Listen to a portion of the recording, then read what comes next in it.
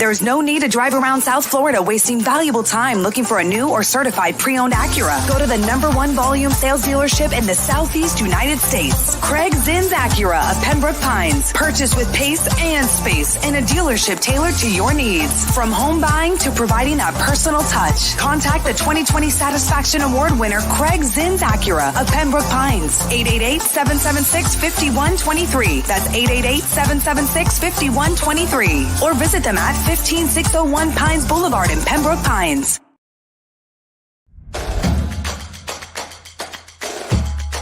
Welcome to Caneswear. New store, new items, same great experience. Family owned and operated since 2010, Caneswear has the latest merchandise from the Miami Hurricanes, Miami Dolphins, Florida Panthers, Inter Miami CF, and more. Come visit us at our store in Davie on University Drive, just south of 595, or online at caneswear.com. Caneswear, the spot Miami fans shop.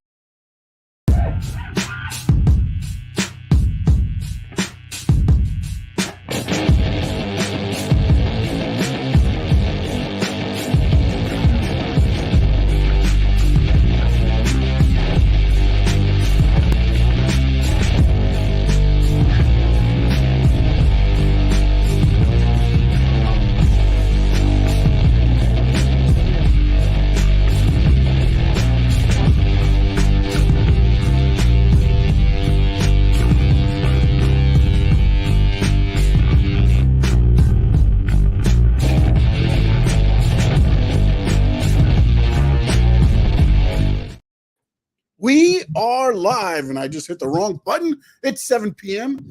It is the Squared Circle Digest, and I already messed it up. There we go. Now we're better. But I got to do this real quick because I just can't stand myself here. Oh, it's good stuff right here. I had it set up right where I wanted it. Hit the wrong button as I went live, and it is 7 p.m., or actually now 7:01. I am Sean Stanley. He is the great Frankie Fresco. Together, we are the Squared Circle Digest, and we are live. What's going on, Mr. Fresco? All good, man. Excited. A lot of wrestling talk. A lot of topics we got to talk about today. There's a lot going on. We'll do at the end. I will give my NXT picks. We'll talk a little bit of NXT at the end of the show. Let's dive in. There's not a lot to get to, but there are some things to get to. Let's start with AEW because there are some things that we can get to on the AEW side. I want to start with MJF. He returns to AEW Dynamite this week. We saw a backstage promo with Roosh. Kind of, I don't know if he challenged him or how you would say. He kind of called him out, I guess. He did. Do we see MJF in action on Wednesday, or you think it's just a promo? How do you think they bring MJF back into the fold after him being gone for 6 months? Man, that's it's gonna be interesting. I don't think he's gonna wrestle on Wednesday. I think he's definitely gonna go ahead and come out and just do a promo. And I think Roosh might just come out and then kind of challenge him, and then we'll see maybe a match lined up either for Collision or for next week's Dynamite. But I don't see MJF wrestling on Wednesday. I hope they don't. Again, I've been telling you, sometimes I think AEW needs to hold off on putting these guys to wrestle every weekend. And right now, you down yet though, since we've talked about it. We down at all. I hope that they're able to, kind of like keep us engaged. And the only way you're going to be able to keep us engaged is by not having these guys wrestle 24/7. So I hope that's what they do. I don't know if they will, but that's my opinion. I think they're gonna hold off. I think they're just gonna promo it, and then Roosh might come and try to start a beef with him, and then set up a fight between both of them for Collision or for next week. Maybe they do it for Forbidden Door. MJF an easy match at Forbidden Door. What do you bring him back in to take on? I mean, you don't really have a program set up for him. You know what I'm saying? You just kind of ease him back in, have him just do the talking now, and then he versus Roosh at Forbidden Door. So I just don't know what you do with them. Forbidden Door is two weeks. Well, they have 3 Wednesdays, the 5th, the 12th, and the 19th. Oh, no, I'm sorry. It is actually the 30th. So they actually have almost 4 weeks of TV to set that up. So never mind. I stand correct. Yeah, they're not going to hold them that long. No. But I don't know. Do you put them in there with somebody right off the bat? You've got Swerve against Ospreay on the Forbidden Door. I don't know why I did that, but MJF yeah. against. I mean, they really haven't shown their hand on this Forbidden Door other than the TNT title.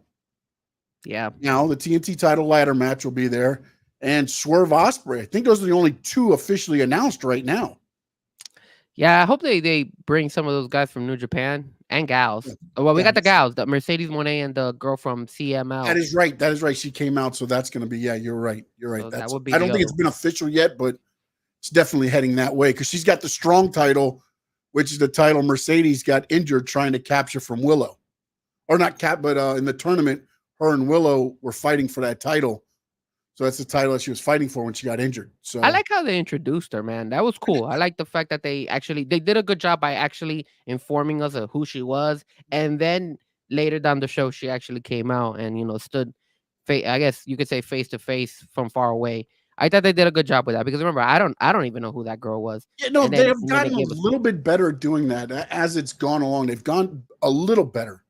Still wish they would do it a little bit more, but hey, at least they're taking steps now to be like, here's so and so. At least now you can look at it and go, oh, okay, all right. We know there at least there's some. They're not just somebody they're just picking up and throwing into the. Because I think sometimes, and again, when you look at the type of fan, look, Tony Khan's been doing this forever.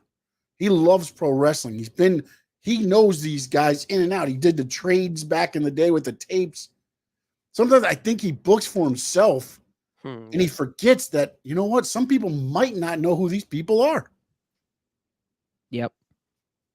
And I think that's why it was pretty good that he did that. That he at least it was like a preview of who these people were because I don't know who they were.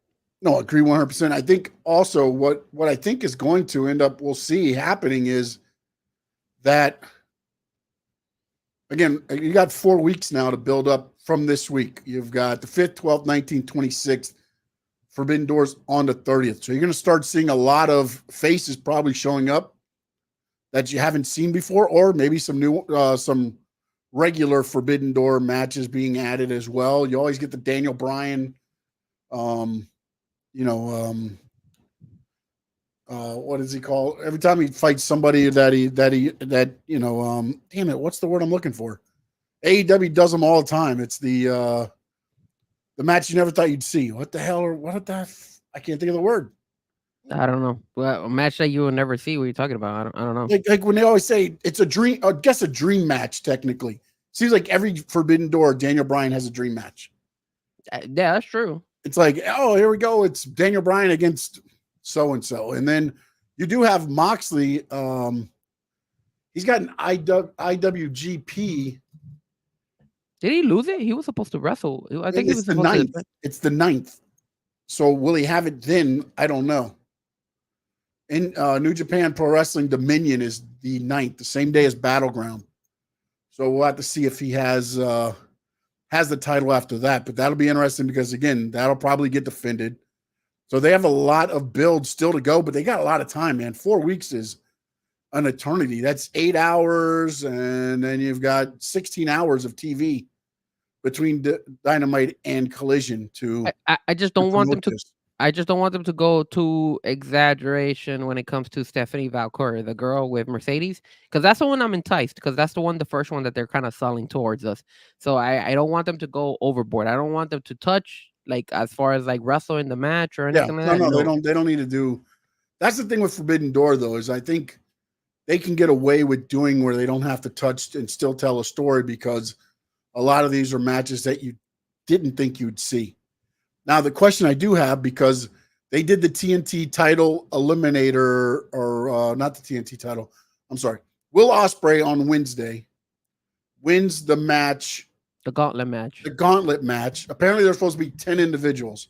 Only 9 made it out. Will Ospreay got the pin before Roderick Strong was I saw the that. 10th person. They But did that angle. it felt like that was forever.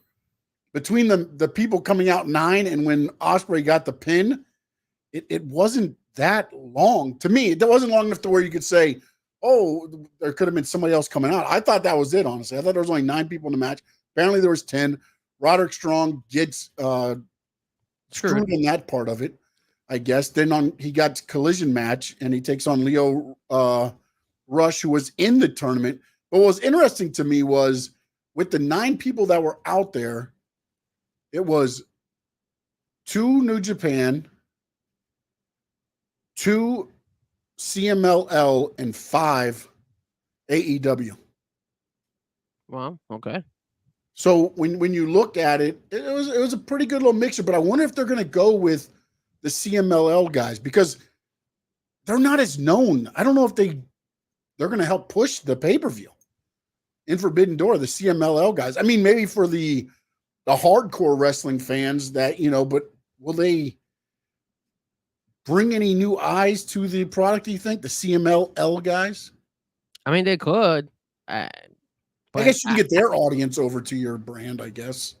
Yeah, that you could. I mean, again, Forbidden Door has always been sold to us like AEW versus other wrestling, or New Japan, but now they're doing other, they're doing everybody else. So, I mean, it's just at the end of the day, I think as long as you have a star from the AEW and then you kind of could tell a story with the other one, like the Stephanie Valcourt chick, I think at the end of the day, people will be invested in it and people will be intrigued to watch. And not only the hardcore wrestling fans, but maybe the casual fans would be like, okay, cool, I know who this chick is. And then not only that, but I mean, we're starting to see kind of like WWE's doing the same thing with TNA. So you're seeing these kind of like, I wonder if this is going to be something that's going to be more common now, where you're starting to see some of these wrestling companies start working with each other and making these guest appearances in each other's programming. Yeah, well, we're going to dive into that a little bit later on because I think I have a better idea about what's going on there. Maybe, possibly. You know more than me, that's for sure. I don't know. I just have a feeling, and it's interesting. But we'll dive into that. But I want to get your thoughts. Will Ospreay wins it? Now it's Swerve against Ospreay, which I thought was going to happen down the line at All In. Honestly, I thought maybe All In would be Swerve against Ospreay because you're going back overseas. You're going, to Ospreay land. But we're going to get it at Forbidden Door. What are your, I guess, how do you think this is going to develop in the next 4 weeks leading up to Forbidden Door? Will Ospreay, Swerve Strickland? Well, again, I didn't agree with the fact that Will Ospreay won. And I hope Will Ospreay loses against Swerve at the pay-per-view. That's my opinion.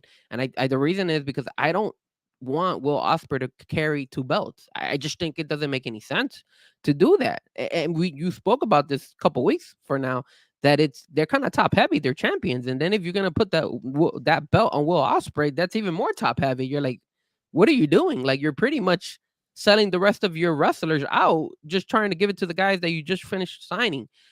I have the feeling that when it comes to Will Ospreay and Swerve, the way they're gonna build it up is you're probably gonna have Swerve be like the evil Swerve again, because he has to be, in my opinion, maybe the heel in this match. Will Ospreay is riding such a high. I think he's the baby face no matter what. So I think Swerve is gonna be going ahead and probably doing things to Will Ospreay throughout the next couple of weeks leading up to Forbidden Door. I don't see Will Ospreay interfering in Swerve's matches leading up to Forbidden Door. That's just my opinion. I think that's the only way you could kind of sell it, because I think it would be kind of confusing if you see Will Ospreay start getting involved into Swerve's matches. It's not the same as when you had Christian and Swerve, when both of them were kind of, you could say, heels at the same time, and the crowd kind of just picked who was the baby face and who was the heel. But here it's clear that Will Ospreay should be the baby face. Yeah, definitely. And real quick, I want to say thanks to my dad's in, No Doubt's in, Cap for Life, Terry, everybody watching us on X. You can jump on over to the YouTube channel at Stanley Media House Network or Frankie Fresco. Hit subscribe, flip over to the other one, hit subscribe, like them both, please. And we appreciate everything. And we're going to jump into the chat in a minute and answer some of those questions that you got going. But the one thing that's got me interested is you kind of saw a change in Will Ospreay when Don Callis got in his face. And I don't know if that's going to be, will the Don Callis family play into this at all? One way or the other. Does the Don Callis family cost Will Ospreay? and then that will be him getting kicked out of the group, and then now he'll be able to feud with them. Because I know either way, I don't feel like there's going to be a clean pin in the main event. I don't know. I don't see how, with the momentum you're trying to build for Swerve, that he gets beat, and also don't see how you're going to beat Will Ospreay clean. Like, well, that's my only thing right now. And again, they've got 4 weeks to change my mind, and I'm not saying that they can't, but I want to see a little bit more of the story or you know what? Maybe I want to try to figure out the story playing out of what they're doing. But it does got me intrigued, but I just thought, like, Forbidden Door has always been the champion versus Tanahashi, or it's been Tanahashi really for the AEW title. And does it play out that way? Do they do the same thing they did with who was it? Was it I guess with Eddie Kingston, where you think it's going to be Kingston in a match and he gets injured. Well, he got injured, legit injured, but it seems like the angle was always to probably take Kingston maybe out of the match at the pay-per-view. Do they work that angle to where, it looks like it's going to be that, and then it gets changed? Because this is the first time where it's like AEW versus AEW. Yeah, because last year it was MJF. He had the belt, and I think I'm looking it up. He was fighting Tanahashi. It's been Tanahashi. Because the whole thing leading into it was Tanahashi's failed the last 2 times at Forbidden Door to capture the AEW title. I believe the first time was against Kenny Omega. Last year was against MJF. So the thought, so in 2022, Tanahashi fought against John Moxley. Oh, was that okay? So it's Moxley. Okay. So he's had 2 title chances at AEW. I mean, I don't know where it's going. And look, it does have me intrigued, and I'll be tuning in to see where it goes. But I just feel like we were talking about they're so top heavy, and now you made your main event basically your 2 faces. Yes, I get MJF is returning, but the 2 guys that have been the face of your companies for the last 6 months are now fighting each other at Forbidden Door. I don't know if it's and I don't want to say, because I was thinking about, I was like, it almost feels like a desperate move. Yeah, I don't know why they did that. Again, I thought that was kind of dumb that they went and they put. I guess they're running out of fighters for Swerve when it comes to the other companies. I don't know. I mean, at the end of the day, if somebody was supposed to lose, in my opinion, it should be Will Ospreay, because even if he loses regularly, like he gets pinned, I don't think he loses momentum because of the simple fact that he has the other belt. So I don't think it'll hurt him in the long run. If he loses fair and square without any interference, I could see him losing by the Don Callis people coming in and screwing him over, and then you could create a feud there. But if Will Ospreay loses regularly, I don't think it hurts him because he has the other belt. At that point, though, then Tony Khan needs to figure out who's his company's face. Correct. Is it Swerve or is it Ospreay? That's a good point. That's what you have to figure out here, because whoever you put over here takes a huge step up to be number 2 behind MJF.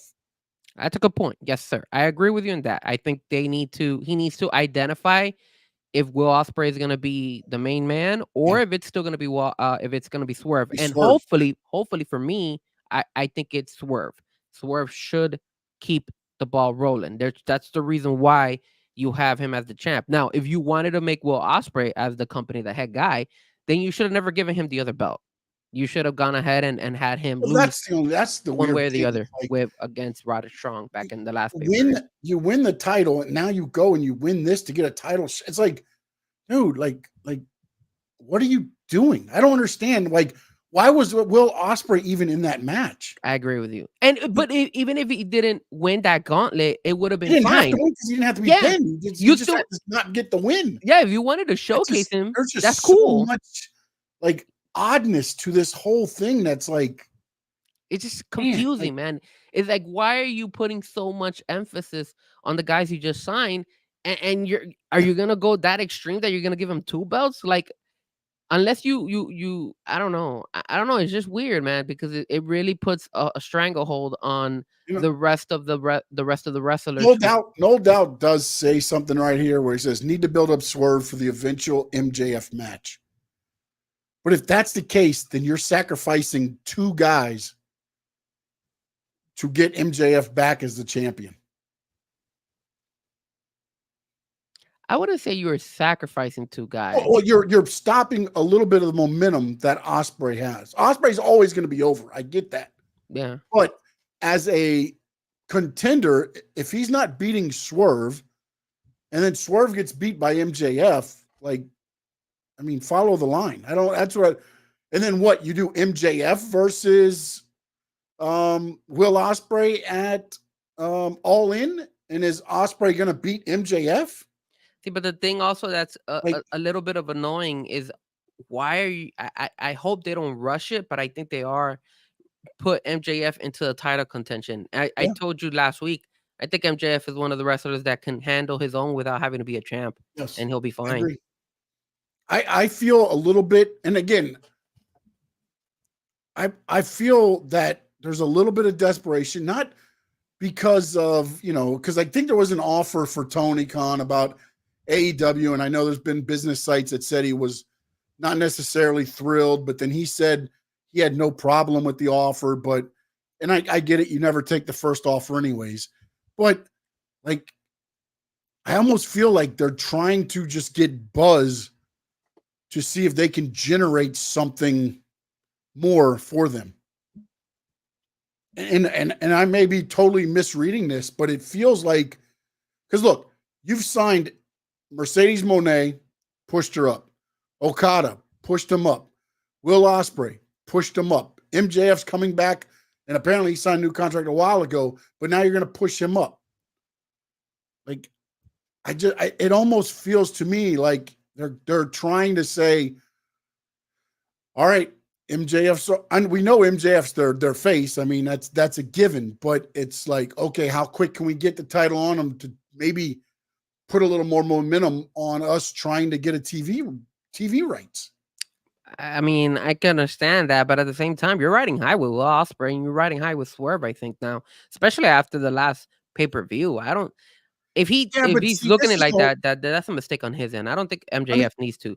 You don't see the streaming numbers, but on the ratings, Will Ospreay, Kyle O'Reilly, lowest collision since it's been on. Really? I didn't get a chance to watch Collision this weekend. But there was a UFC 302, and there was the Bruins Panthers Game 6. So there was you mean the Rangers? Rangers Panthers Game 6. So there's some competition there, but again, it was lowest not like on trajectory or anything else like that. Lowest numbers. It dropped almost 36%, I believe it was, in 18 to 49 demo. So like, what you're telling me that the fans are not bought into Will Ospreay? It's so odd because when you watch it on TV, it's just, I don't know, man. I don't know. And I get the ratings thing is so like not, but it does give you an idea if casual fans are watching it. I get it. There's other numbers with streaming apps and everything else that come in. But man, to be that low, like you dropped almost 26%. It's tough, man, because at the same time, there was a lot of people intrigued into the UFC fight. This was a really good UFC fight. Oh, no, yes. No, I'm not saying that it was slouchy. And the Panthers, look, in New York, which is a big market. Yeah.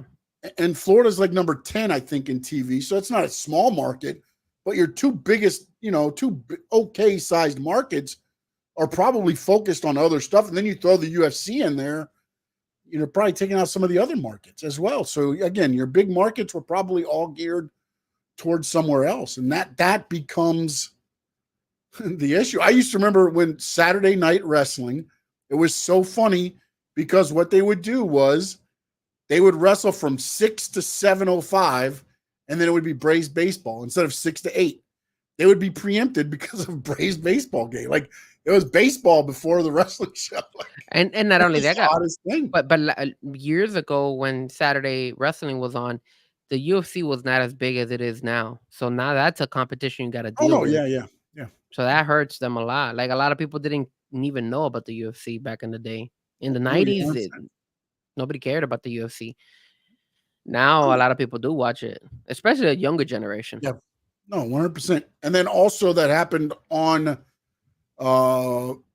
Dynamite. Interesting little angle with the Elite, going to give the belt to Jack Perry as the TNT champion. Christopher Daniels says, "Not so fast, my friend." They're gonna hold up the title and put it up in a TNT ladder match. And I actually watched Rampage this week. I watched Rampage because it came on at 6:30. I watched Rampage too. So I watched from 6:30, 7:30. Takeshita against Penta, not terrible. It was a good match. It was a good match. My question is this. That match has so much meaning. Why is it first? And then you had Rey Fenix against Isaiah Cassidy as the main event. It's like really? Like, but I think the problem, I think what they do at AEW is that they want to start with a bang no matter what. So they always start with a bang, but what they make a mistake is that they don't end with a bang.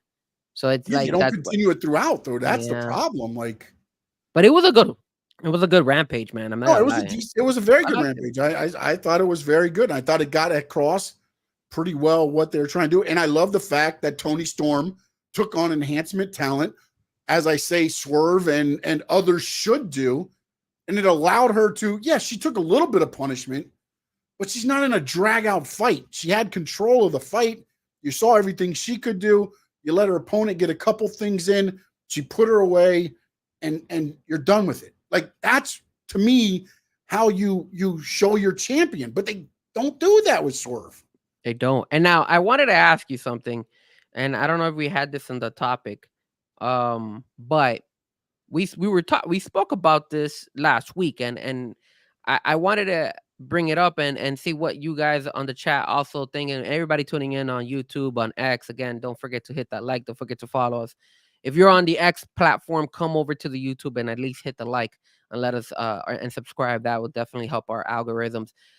What I was going to ask you, Sean, was there's two ways of how the champion is being looked at when it comes on the AEW side and the WWE side, right? And I had mentioned to you that one of the ways that AEW sells their wrestling champion, Swerve, is by having continuously wrestle on a daily basis of the show. While the WWE, they don't typically do that. They typically have them here casually. Like yesterday, we had Damian Priest versus Rey Mysterio. We had not seen Damian Priest defend his belt in a while. Mm-hmm. I think that was the first time, actually, if I'm not mistaken. I think the first time on TV, yeah. Yeah, I think that was the first time. So there's two concepts. One concept, the AEW concept, where, hey, I'm going to go ahead and throw my champion every week to wrestle. And then the WWE one, where it's like, we're not throwing our champion every week, but we're showcasing him by either doing promos or segments about him. And every once in a blue moon, we have him, but we kind of keep him for the main event, right? For the live shows. Yeah. In your opinion, which route do you like better? Do you like the AEW side, where you're seeing continuously your champion defend the belt every Dynamite or every Collision every week, pretty much? Or do you like the WWE, where they just go ahead and they kind of hold back on actually having him wrestle or her wrestle? You know what's funny is, like, to me, I think it should be flip-flopped, because here's the reason why. The reason they used to do that, and this is an old school method that Vince McMahon and WWE and everybody has used all the way up. And again, AEW usually wants to reinvent the wheel because, you know, they want to be different. And I understand that. But here's the problem. And this is why I say it should be flip-flopped. WWE pay-per-views are on what? Peacock, right? Mm-hmm. You pay $4.99, $9.99, you get the pay-per-view regardless. Mm-hmm. So even if they focused on their champion throughout, you're still going to watch the pay-per-view to see the champion. Because, you know, to me, less is more. The less I see the champion, the more I want to pay for the pay-per-view, because now I get to see the champion. That's the way I feel about it. But it's odd to me that AEW gives the championship for free every week and then wants you to pay $50 to watch him again. Good boy. Whereas WWE says our champion is does a defense here and there, and then you pay $4.99 or $9.99 or whatever the no ads is, and then you'll see our champion. It makes the title seem relevant. There's a reason there's a TV title. There's a reason there's a US title. There's a reason there's a TNT title. There's a reason there's an Intercontinental title. Defend those on TV. Make your heavyweight title stand out. Make it a prize to see it. To me, and again, I'm more of the old school on that. But to me, if you make it stand out and mean something, look, Swerve and Christian, when you watch the last thing, they never really touched. Swerve beat, I'm saying like Christian got the upper hand, but Swerve always hit kill switch or Nick Wayne. Nick Wayne usually was one that he hit. Maybe he got a punch on Christian and staggered him out of the way, and then Christian got back. So you always want to see Christian get his ass kicked, and that's usually what, again, Ric Flair is a champion. You always want to see him get his ass kicked because he always put it in your face. I wear alligator skin shoes. I got Rolexes. And you always he made it a spectacle to watch the champion. And to me, that's the way the belt should be. And I get it. You want a hard working, and I always defend my title. But you also, to me, you have to respect the title and make it mean something. It's difficult because I get it. Swerve's like, I'm a fighting champion. Hell yes, I get it. But you're also, to me, you're watering down what the title means to a casual wrestling fan, because if I saw you already wrestle Killswitch, Nick Wayne, Brian Cage, all that, why am I going to pay to watch you watch Christian? That's a really good word that you just said, watered down, bro, because it's true. You are getting watered down from your heavyweight every single time you're seeing him wrestle. Yeah. I agree with you, man. He's a fighting champion. I understand the way it's rolling out and what they're trying to do with it. But to me, it also waters down. Look at what happened with MJF when he was the champion. How many times did he defend on TV? I don't think he defended that much on TV. I don't know that. Maybe he had one or two, but everything was the time. And I get it. He was a heel at that time, but still, again, it makes it mean something when you saw a defense. But remember, they also did that same. Now that I'm thinking about it, they also did the same thing where they gave him 2 belts. They gave him the tag team belt. Yeah, the tag team title.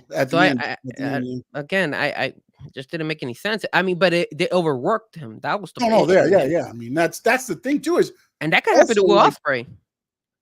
They could overwork Ospreay if he wins. All of a sudden, now he has 2 belts, and now he has to be fighting continuously those 2 belts.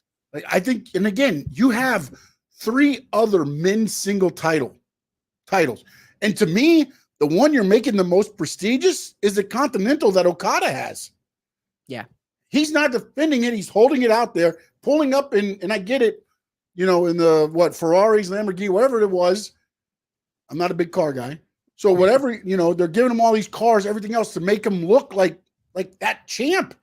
And he hasn't defended the title once. One time he defended the title. I agree, man. Will Ospreay's been on every Dynamite and a couple collisions.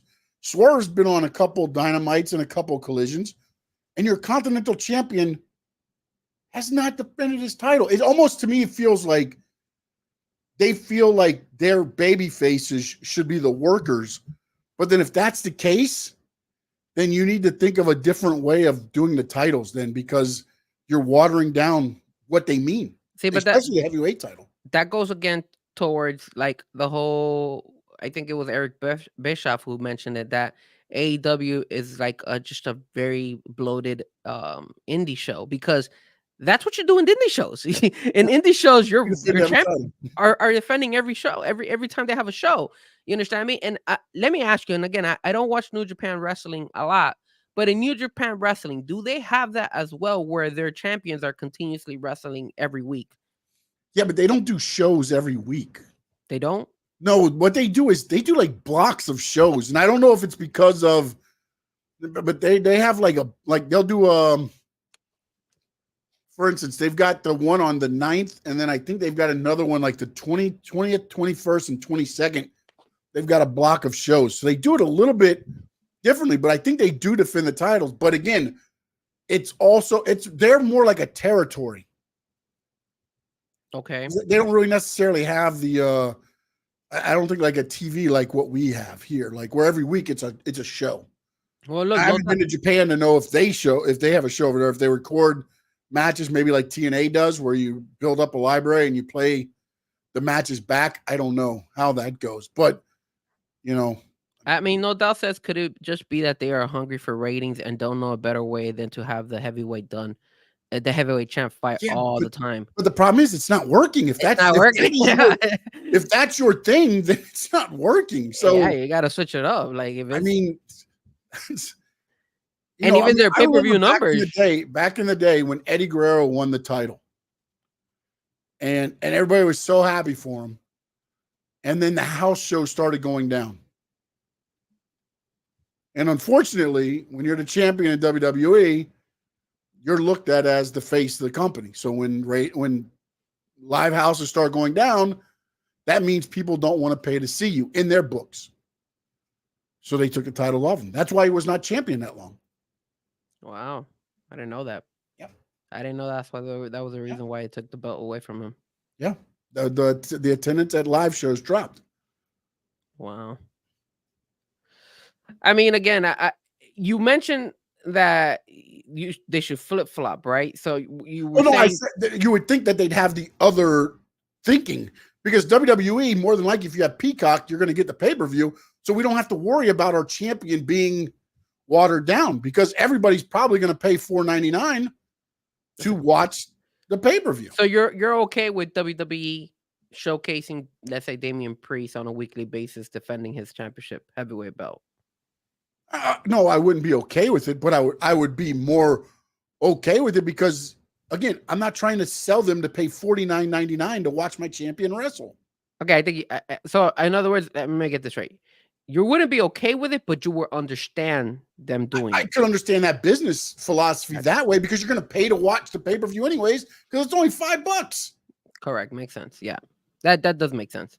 I agree. I mean, like, to me, like, the New Bucks and everybody else are being portrayed more as what I feel like Swerve should be, because of him having the championship. And but again, but here's Tony Khan.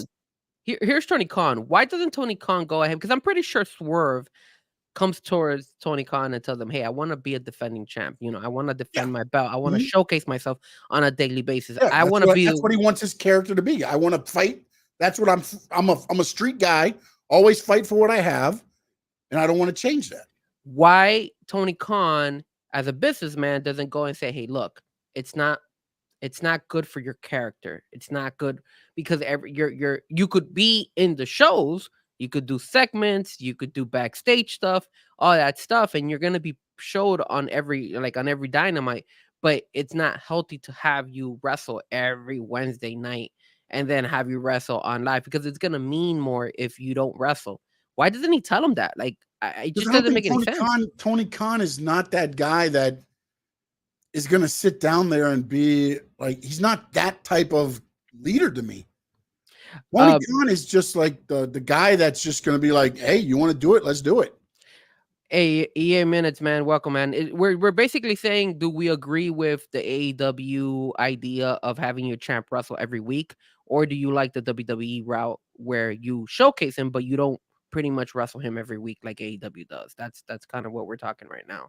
Yeah, the different ways they put the spotlight on their champions, and if they're, as I believe, they water down their champion, especially when you watch.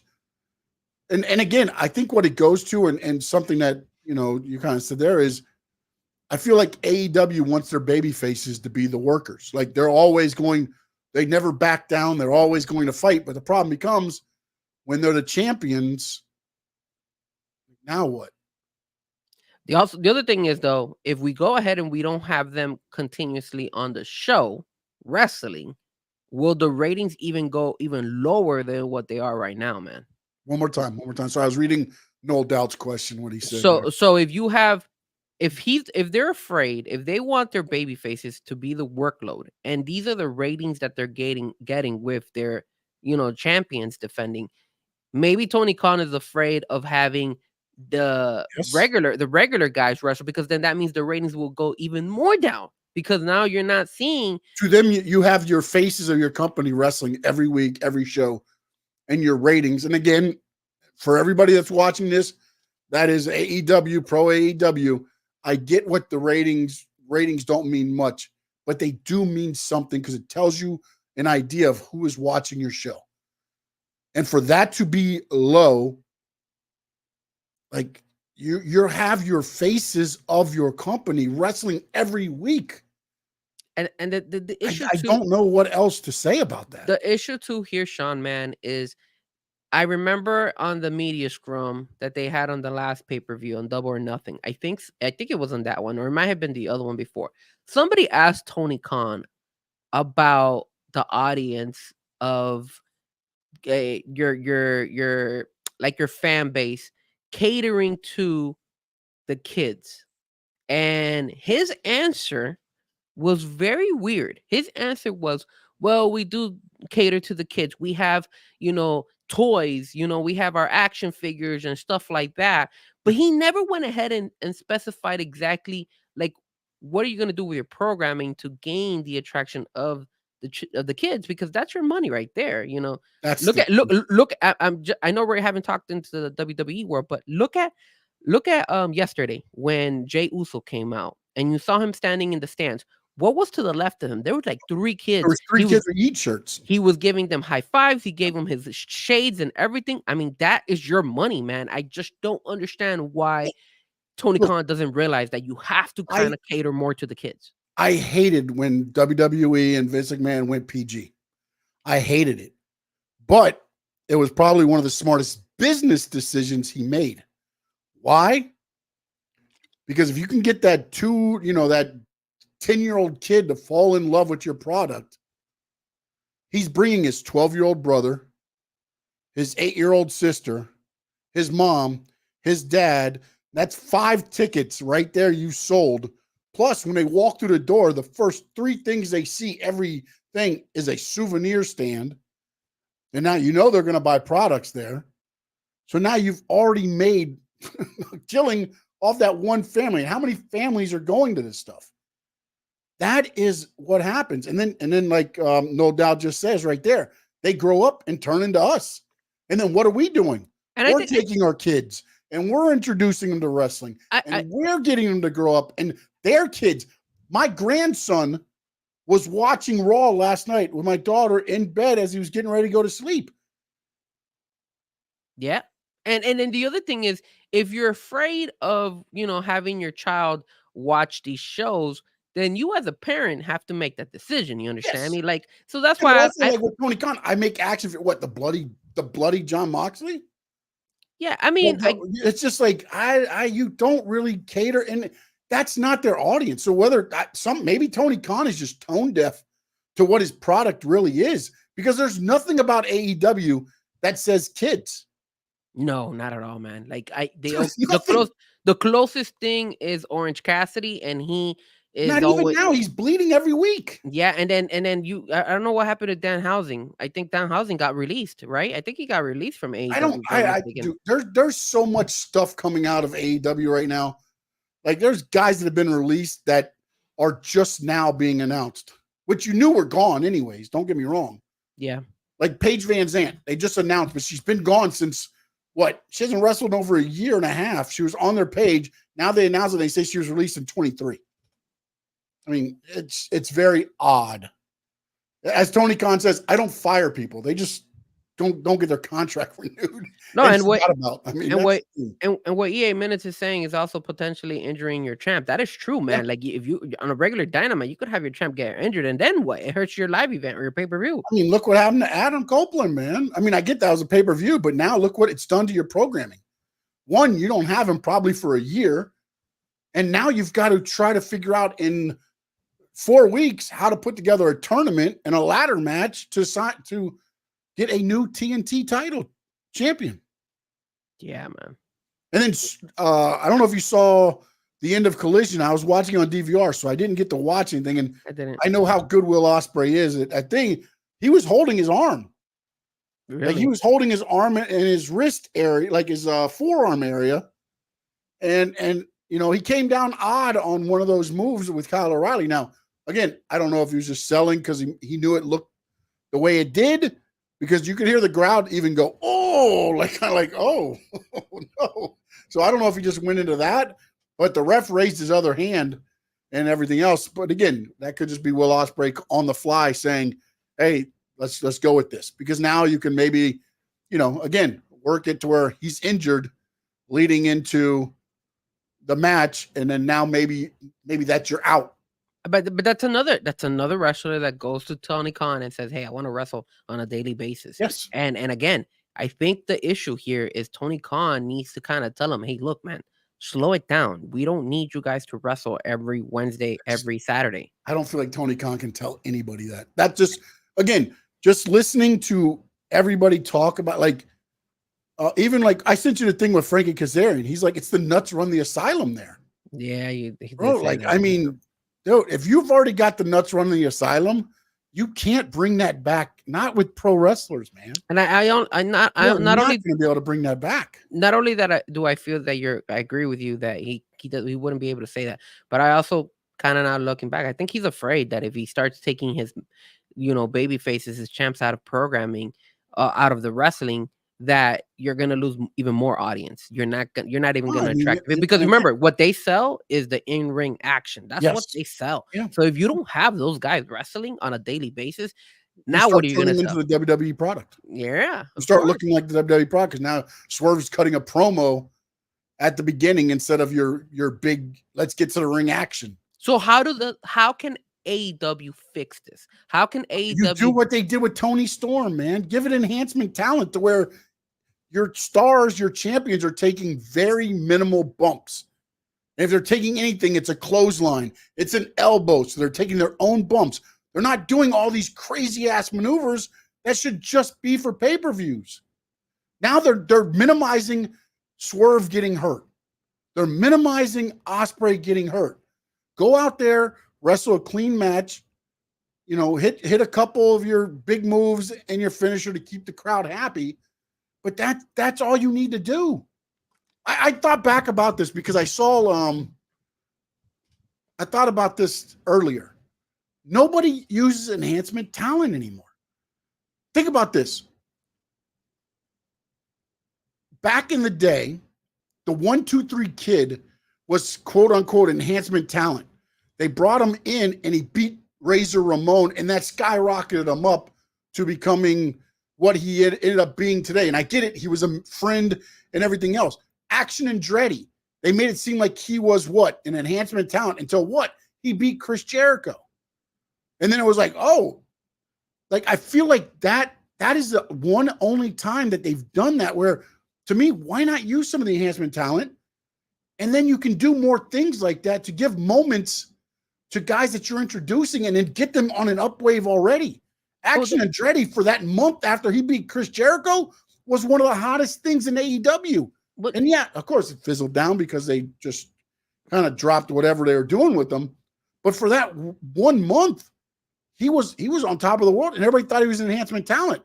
Like, I don't understand why they don't do more of that, because then you can start building guys up. Goldberg, when he came out, nobody knew who the hell he was. They didn't know who he was. He's taking on this guy, and they think, oh, this big muscle guy is going to job out to like Hugh Morris, I think it was the first opponent.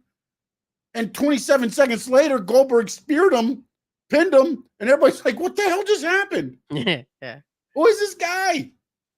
Like, you don't have those moments anymore because they don't use enhancement talent like that anymore. It's like, you know, like, I don't understand why not put them, your champions go out there, you look like $1 million.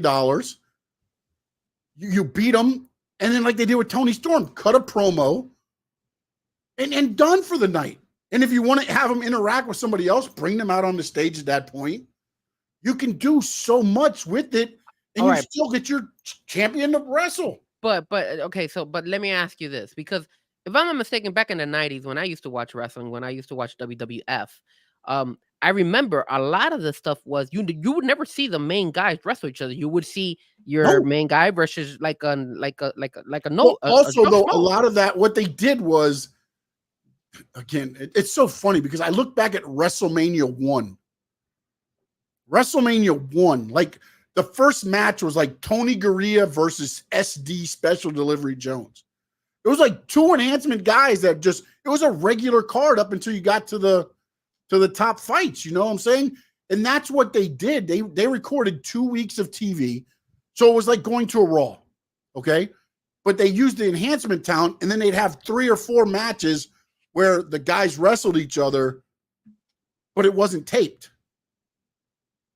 And it wouldn't get out because nowadays you got phones and everything. Back then, you didn't have phones that could record that. So you would get Bret Hart against Mr. Perfect later on when the cameras went off or whatever it was going to be as a reward of sitting through, 2 hours of tapings or whatever. So they would record the matches, then give you a couple good matches. But then you also got to see the wrestlers. You got to watch them cut the promos on the little scaffold that they had with Mean Gene there or whoever was doing the interviews at the time. Same thing with WCW. You had the little thing. They'd come out. They would never fight each other. You'd have one match at the end of the night, which was usually like Arn Anderson against Ricky Morton for the TV title. Arn Anderson would defend his TV title against somebody, and that was the only time you had a name versus each other. But let me ask you this. If, for example, AEW was to go that route, like let's say, for example, when they came here to Sunrise, right? When I went to the AEW show, I remember that they were using some of the CCW wrestlers for Rampage. They did that on Rampage. I remember they used Ariel Levy against Warlow, I believe it was, and they used Cha-Cha Charlie. They used Cam Stewart for the Acclaim stuff and all that stuff. If you start doing that when they travel to these other cities and they use some of the, indie wrestlers from other wrestling companies, are you going to lose your audience if I see, like, let's say a Swerve? Let's say AEW comes here and I see a Swerve defending his belt against a Cha-Cha Charlie. Are people here, maybe in Florida, maybe in Miami and Broward County, are going to be like, okay, yeah, we know who Cha-Cha Charlie is. We're going to chant them. We're going to love them. Yeah, it's cool. But the other person, like, let's say in Minnesota, who's watching AEW, but see, will he still tune in? They've conditioned their audience to what they are today. You condition your audience. WWE hasn't changed. The thing that changes, you're not getting the repeats every week, but you'll get your Ricochet versus Braun Breaker. You'll get, Cedric Alexander against, I don't know, Gunther. They do. You'll get those every once in a while. Not that they're enhancement talent, but WWE fans aren't conditioned to where you have to get Will Ospreay against Roderick Strong, Will Ospreay against Kyle O'Reilly, Swerve versus Brian Cage, or it's like, oh, it's a waste of match. You condition your audience. The problem is AEW's conditioned their audience to where, like, if you get that match now, no, it's going to get poo-pooed on. They should start doing it now. You can't start this now. No, it's done. Maybe they could do it with like one match. I mean, what they can do is slowly do what they did with Tony Storm, and then you start doing it slowly and mixing it in to where it becomes something, then they'll be okay with it. But you also have to, that can't be the only time they see Swerve. Like, you need to have Swerve, involved somehow more than just wrestling enhancement talent. You can't just be like, hey, here's your match. Like back in the day, that's all it was. Ric Flair would come out, wrestle a 3-minute match, and leave until his pay-per-view. And then his pay-per-view, he'd wrestle 60 minutes. But he wasn't giving it for free on TV because they knew you get paid when that's the other thing that, and again, I'm glad everybody's getting paid, but that's hurt a little bit of the business in a way. Because the business was built on you drawing the fans in with what you do there because you got paid for that. If the house was low, you didn't get paid that day. Yeah. So there was incentive to be like, now it's just like, hey, they're going to show up because we're bringing in Tanahashi and we're bringing in, Moxley versus this guy in an exploding barbed wire match. And so people are going to pay to watch it. It's changed. The business model has changed. And look, for the good and the bad, because now at least the damn wrestlers are getting paid well, and it's not just, everybody's getting paid good. I think I saw something come out the other day. like the minimum salary in WWE right now on the main roster is like $275,000. 275,000. Yeah. Wow, they're making more than WNBA players. Yeah. Wow. Yeah. And that's the minimum side. That's your I'm sure like your Cedric Alexander's. Sorry, I keep saying I love him too, man. I wish he would get a bigger push. I didn't know it was like that. Damn. Yeah. Okay. And plus, the one thing too, though, that now I understand from AEW is they pay all your travel. WWE gets you to point A, and they get you home, I believe. But everything in between, you pay for. Yeah. I mean, to go from what EA Minute says, they spoiled their fans. It looks like AEW spoiled the wrestlers too.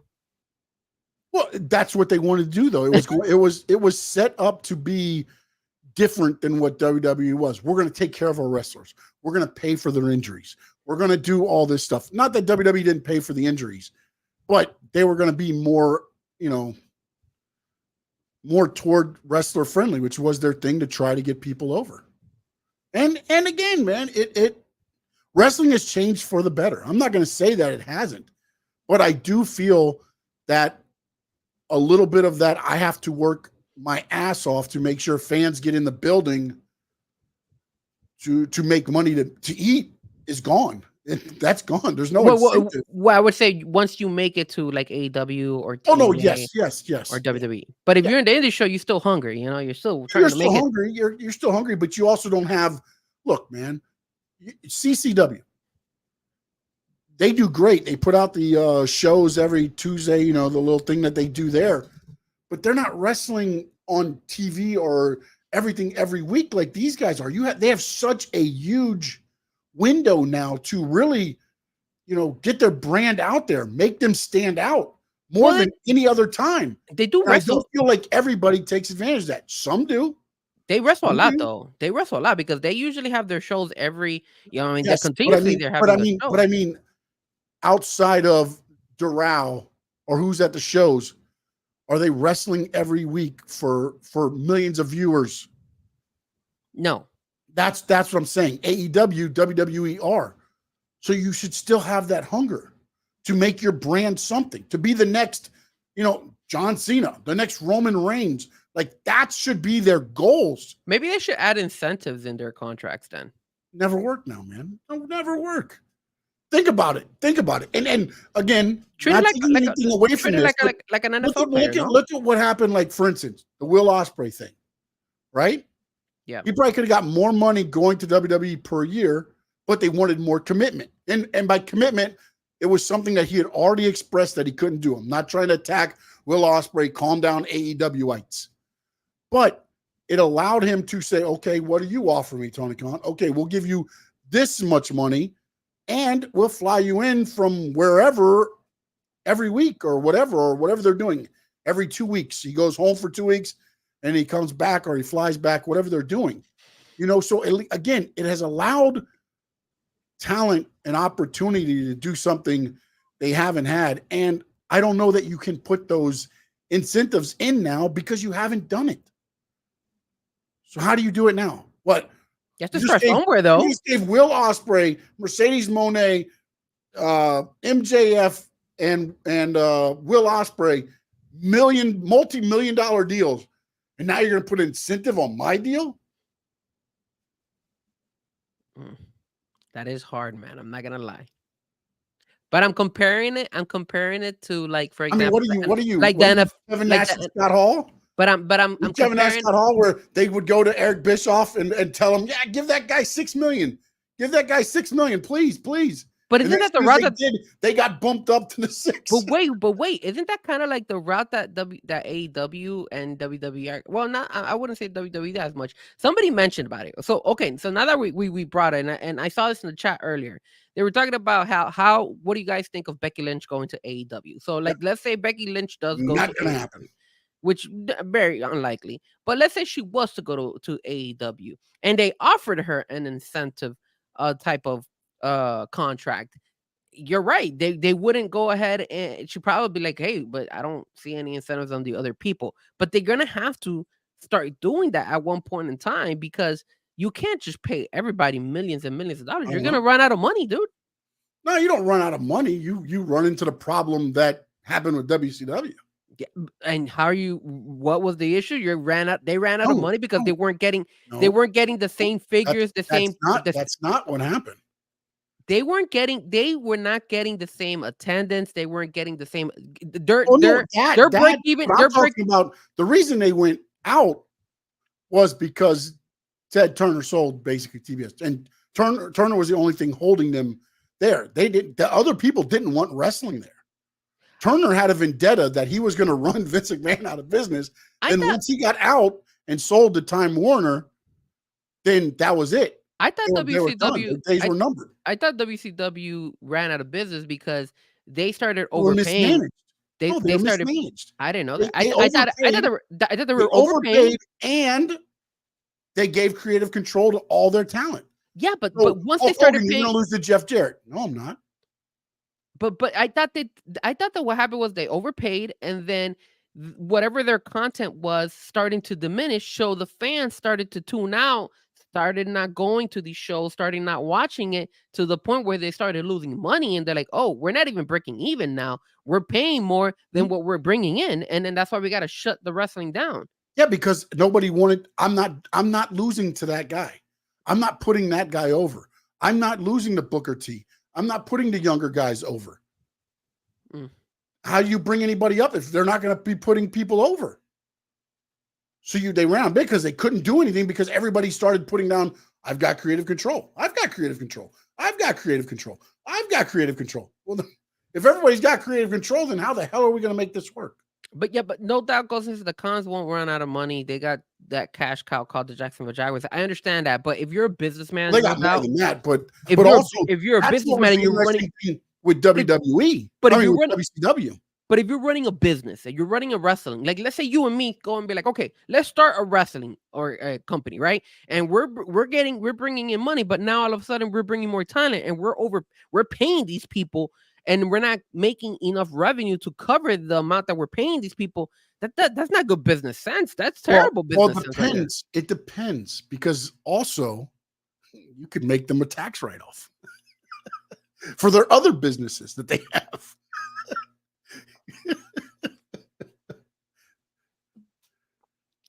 So they have a lot going on that they could be like, okay, this is kind of our tax write-off thing. Because those that don't know, WCW had two payrolls. They had the WCW payroll, which was like the Booker T's, the Buff Bagwells, the younger guy. Then they had the Ted Turner payroll, which was your Hulk Hogan's, your Kevin Nash, your Scott Hall, your Stings. That's why when Vince McMahon purchased WWE, not all of them went. Not everybody went, because they sat at home and sat out their contracts until they expired, because they were ironclad contracts. Yeah. And that's what happened with the whole thing. Is they not only did they pay them a lot, they gave them creative control. Yeah. That's what Kevin asked Scott when they did the thing, and you listen to it. It's like, Scott's like, Kevin, you need to come over here, man. They're paying us money, and they're giving us creative control. And the thing is, they put kickers in. So when you come over and they give you more money, I'm going to get raised up. And then when they re-up this guy, that was raised up. I think that was the worst contract you could ever give somebody. I'm very interested to watch tonight or tomorrow. Tonight. It starts, right? Tonight. What? Who killed WCW? On Vice. I saw that. The WCW. It starts tonight, June 4th. I believe it's tonight. I really want to see that. They're going to go behind the scenes to see that, because you're going to get a lot of the stuff that we've heard. We're going to find out if it's true or not, because that's going to give a lot of the stuff. I know Eric Bischoff's involved in it. I know. I don't think Vince Russo is, because he was always saying, "All they're going to do is blame me" or whatever. So. I think Kevin Nash is in there too. Yeah, there's quite a few. I saw Conan. He was on there.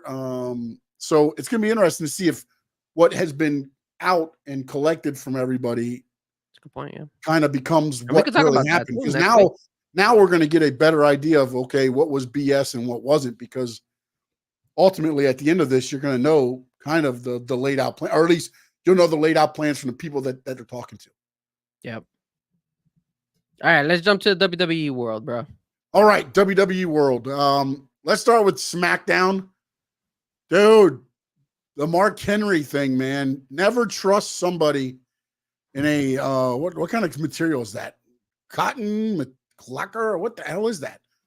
But Mark Henry used the salmon colored. AJ Styles used the light blue, and they came out. Now, let me ask you something, man.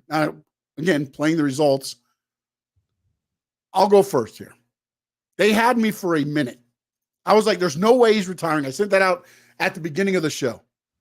But then AJ, I don't know what the hell he did. He scratched an onion. I don't know if he had something on his thing. I started seeing the tears welling up in his eyes when he was doing like the speech. And I started going, damn, could this be real? I was like, man, he's got the OC in the ring with him, you know, and he started like looking like he was going to cry, man. I was like, bro. And then I was like, he did a thing. And then he's like, AJ, I whispered in your ear if you'd come out here when I called you out, so come out. And then when he came out, I was kind of like, okay. You mean Cody? Cody, what'd I say? AJ? AJ, yeah, AJ. Sorry, AJ said that to Cody. And then when Cody came out, of course, he changed on him. And I was like, okay, all right. I think once he called Cody out, I was like, okay, he's not retiring. Yeah, because that doesn't, but I did think the touches were perfect, right? AJ's walking down the aisle. It's LA Knight. Look, I don't know what, you know, but if what I heard is true, respect. And then he walks a couple more steps. Bam, there's Cody. They do the thing, and then he walks out, and then the Good Brothers are right at the curtain.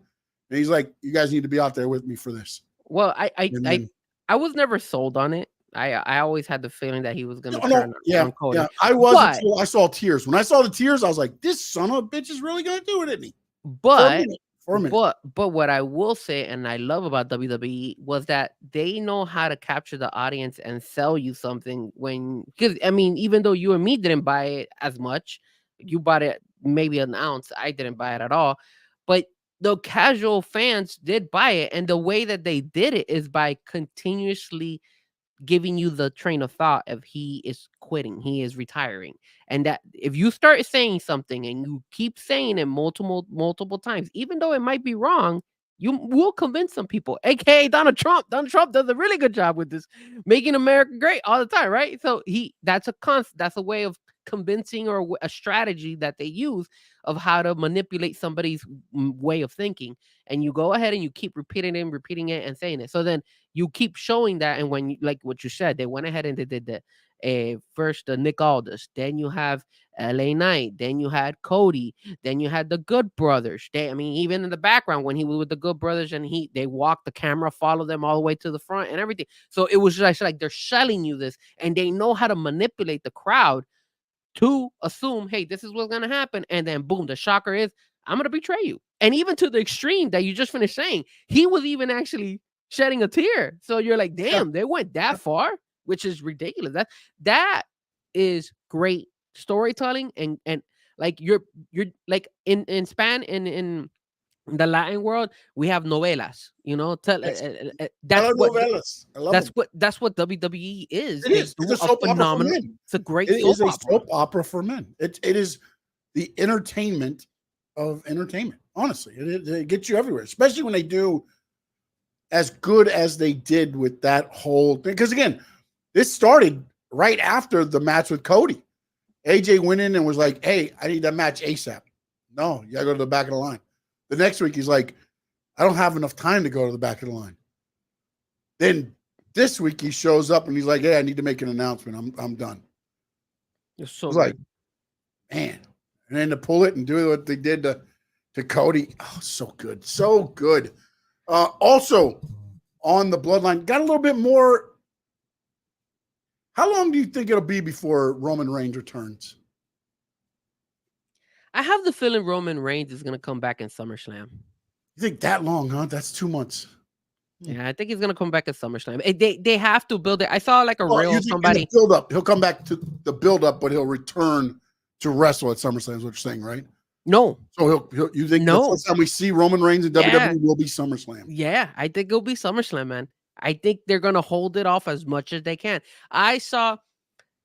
Look, I have the feeling that they're going to hold off so much because they want to go ahead, and I think I saw a reel, and I agree with that reel that I saw on IG, was that they're, and you mentioned it before. I think what's going to happen is you're going to have eventually Roman Reigns, Jey Uso, Jimmy Uso, and I wouldn't even be surprised if maybe even Zammy. They bring in Zammy in that group again. They reunite the old bloodline to go against the new bloodline and have that matchup go up one against the other to set up for Survivor Series. And I think Survivor Series is maybe like 2 months afterwards, after SummerSlam. Yeah, it's usually like August, November time. Because usually like Thanksgiving was always Survivor Series because of the gobbledygooker. I always remember that. So I think that's the reason why, and I think that's the angle they're gonna go. I think Jimmy shows back up next week. Really, that early? Well, the only reason I say that is they didn't announce anything about Tama Tonga and the coronation, and they made sure that they're going to do, or maybe the coronation is the wrong word. I don't know what they said it, but they're going to do. Tama, or dang, I keep messing them up. Tonga Leao. They're doing his initiation or whatever into the bloodline. So I feel like something's got to happen. I know Kevin Owens is going to probably be there as well. True. But let me tell you something, man. Paul Heyman, man, dude, like I love everything they're doing with the fact that he's so scared of Solo and Tama Tonga. Like every time Tama Tonga walks up, he's like, he starts shaking. Like he's like, they're thugs. There's a reason we didn't bring them in. We could have brought them in all this time. We didn't, because we knew this was going to happen. And not only that, they're telling more of the story of, like how I guess calculated Roman Reigns was or doing. Like it's putting layers on top of the story without Roman having to be there. But then now you see the battle with Solo to where, because he keeps saying, I spoke to him. And then what he says is, Paul Heyman always says, did you talk to the tribal chief? And he says, I spoke to him. No, and he never says Roman, and he never says tribal chief anymore. And not only that, but did you see when Paul Heyman comes out and KO is there, and then he's like, and the people are yelling, we want Roman, I think is what they were saying. Yeah. And then he's like, I want him too. More than me. Exactly. Like return more than me so right now. It's like, man. And then like, if I'm Tama Tonga, if I'm Solo, if I'm other guy, I'm like, yo, why is this guy saying this? Like, that's how you know that eventually they're gonna like betray him or do something. Yeah, no. They're lining it up for that. You can tell Solo's on his own. Solo is doing all of this. He's gone rogue, or he's doing it under somebody else's orders, but not Roman's. The moment that's gonna be ridiculous, man, is when Roman comes, bro. When Roman comes, wow, that's when WWE is gonna get a pop again, because now you got, hey, what is going on? Now you're putting all the pieces together. Has he been talking to Roman? Yep. Has he been going ahead? Also, how do they, the production wise, of how do they do this? Like, is it something where Solo's introducing, and they have Solo introduce the tribal chief returning? Is it Paul Heyman? Is it Roman walking out to break up something? Like, it's going to be, I think it's very important for WWE to hit it on the right, which I have no doubt, with everything that they've done on this, I have no doubt it will be done pretty in check. Are you telling me that there might be a chance that Roman shows up at Clash of the Castle? Because it only makes sense for him to show up in a live main event. Like, it can't be on a regular Monday or SmackDown. It has to be on a paper, like one of their live events. In my opinion. See, the problem now is that all of those shows, now that I think about it, are international because they've been selling all the pay-per-views. But Roman though. But you'd have to fly Roman private, which isn't undoable. I mean, they can do that any way you do it, but also if he does it, it's got to mean something for the bloodline angle. And there's nothing on Clash of the Castle that looks like it's going to have a blood. You might get what? Well, you might get that this week when they do this head thing that they're going to do. I mean, what I'm thinking is maybe Jimmy and KO team up together somehow. Like I mean, because I feel like Jimmy's gonna have to return unless I haven't heard anything about him. So I don't know if he was like, I know they said he was injured or whatever, but like I haven't heard anything about the injury as far as is it something that where he's not going to be able to wrestle for months or anything. It was just kind of like, boom, they jumped him and he was off of TV. So like, and then we know they're doing the thing with KO. I mean, that's a given. You did see Street Profits help him out this week, but that was only because they were going to take on, that tag team right after that. Yeah. I don't think that you're seeing a group together, although they are doing the Lashley angle where he's injured.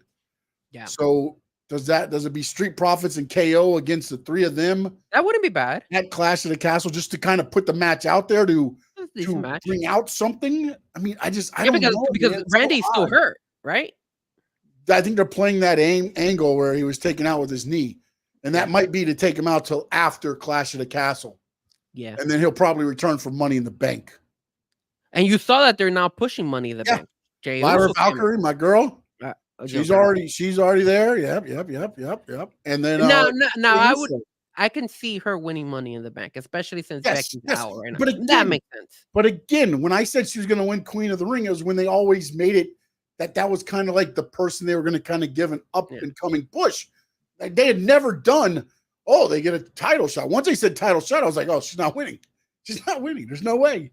There's no way Lyra Valkyrie's winning. Well, the No Doubt says something here. He says, I could see Heyman trying to stop Solo from attacking KO. Why would Paul Heyman try to do that, though? Well, you heard him say, Roman had respect for you as a competitor. That's the difference between the last bloodline and this bloodline. Roman respected his competitors. He knew he was better than them, but he respected them.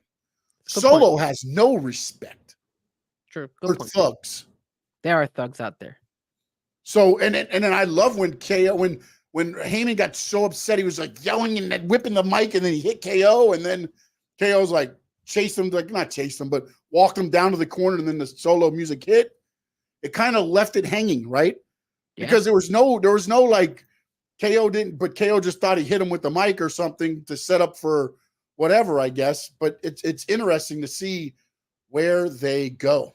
Well, the thing is, you also are getting, like, Solo could have just left the Wiseman hang dry, like he could have not done anything, but he actually did still go out there. So in a way, he's kind of like, I don't know why he's doing it. Maybe he's just using it to keep tabs, or maybe to be on the safe side once Roman returns, where he'd be like, look, even though I've been running the bloodline my way, I still have your wise man. You feel me? Like I've had your wise man, or maybe like what maybe what No Doubt says is that maybe he's gonna use the wise man as like, hey, I got him hostage, and now you, Roman, that he's not your wise man. You're gonna have to come towards me. But again, it would create like a huge. Because Paul Heyman says he's never spoke to Roman Reigns since WrestleMania, right? There was the hug, and he said he hasn't talked to him since. Yeah. Solo says he's been talking to the tribal chief. Which we don't know. It could. Well, no. What if he introduces the tribal chief and it's The Rock? But that would be far. We're far off from that. No. We're far off. But then that brings Roman out. Yeah, but that's too far, Sean. I don't think you could do that anytime soon. That would be good to do, but more closer to WrestleMania. No. I think we're too far. No. I think you're wrong. I think you could do it at Survivor Series, but Rock and Roman are not part of the match. It's Team Rock versus Team Roman. Nah. You get your three guys. I think they're gonna go. They could. It's possible. I just don't see The Rock coming anytime soon, except for WrestleMania. That's just me. Well, no, but I'm saying that brings Roman back, because everybody's expecting. If Solo makes an announcement, and I'm again making this up for this show's sake right here. He says next week, the tribal chief returns.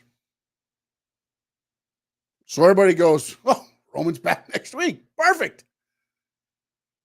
They bring it out, and it's The Rock. You know what he should do, in my opinion? And then again, The Rock's not going to wrestle right now because, as No Doubt says, Moana 2 drops. and he's doing stuff, but he could still fly in for a SmackDown and fly right back out. He's not going to do any touching, but again, that throws that out there, and then Paul Heyman could be like, "Wait, that's not the tribal chief," and they could almost do like the old when they did the fake Undertaker back in the day. I don't know how people remember that. You know what Solo can do, which I think would be like they did, which would be really good. Is he could make an announcement that Roman's coming next week, and then you get everybody enticed, ready to watch SmackDown, and then he says, "Roman, I spoke to Roman, and Roman canceled," or something like that. Yeah, just to keep it. Yeah, but you're playing with fire there because now you're lying to the audience. No, you said Roman but it's Solo. Here, and now Solo you're should do that. Yeah, but that's no, man. That's not. That's like. What are you talking about? That's good. No, that's like saying Frankie Fresco is going to be here, and then you're not being here, man. But that's because you're a heel. That's because you're a heel. If you weren't a heel, you can't compare that because we're not heels here. He's a heel, so then he could say that. So then you could turn it around, and then obviously eventually it will lead up to Roman coming. Yeah, but see, that's the thing with WWE though. They always do the nuggets like Brock Lesnar's wrestling at MSG, and everybody thought, "Oh my God, he's going to take on this guy." Ended up being Austin Theory, and then everybody got mad because that's what they do. They throw out the little thing like, but you could throw the head of the table. The head of the table returns next week, and everybody's going, "Roman's coming back. Roman's coming back," and it's not. It's a different. Or you know what? The one that just happened recently that Tony Khan had a blast with, right? A former world champion returns to Raw. It was Jinder Mahal. But how many people thought it was everybody in everybody had everything else? That's what they do. They don't lie. They just throw out a very bland statement. Remember, they're not going to say Roman's here next week if Roman's not going to be there. No, but this is what they could do.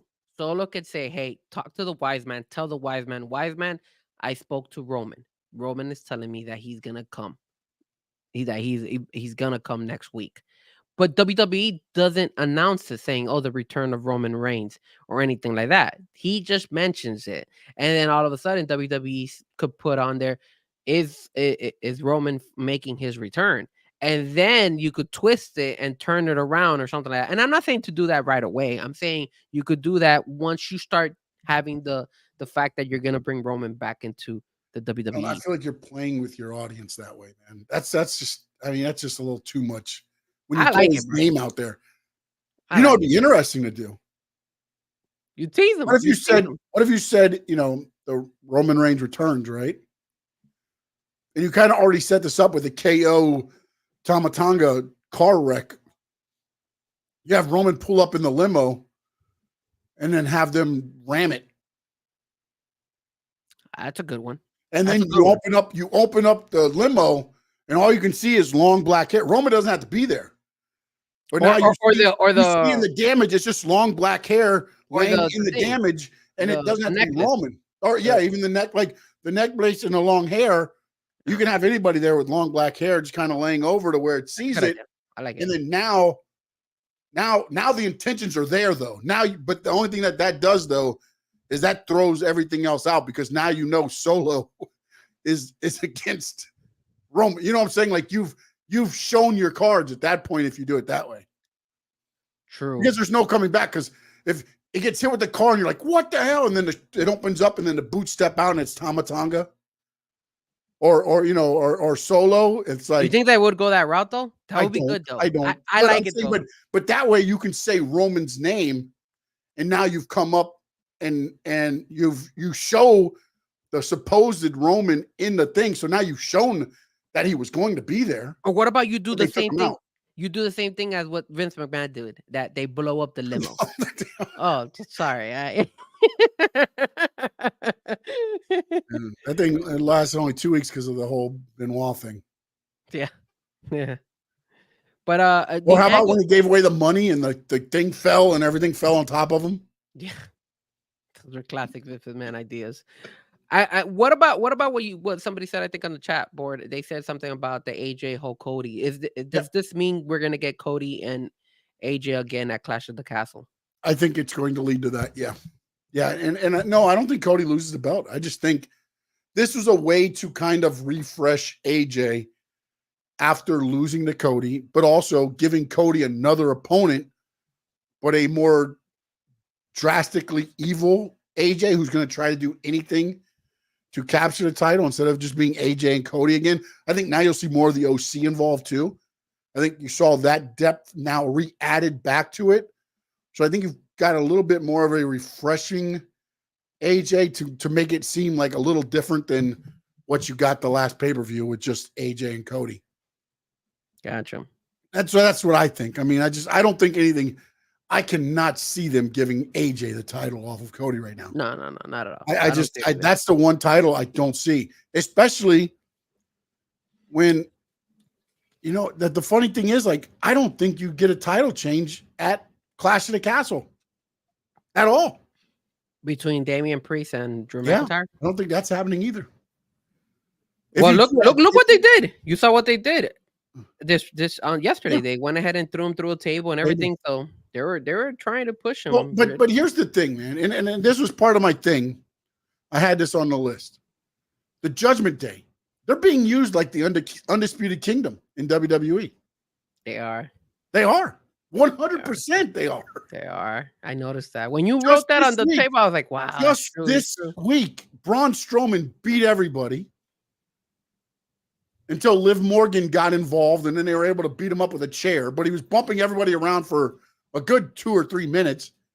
And then he came out and he destroyed everybody again until the very end when Damian Priest catches him and chokes him through the table. Drew McIntyre, I'm sorry.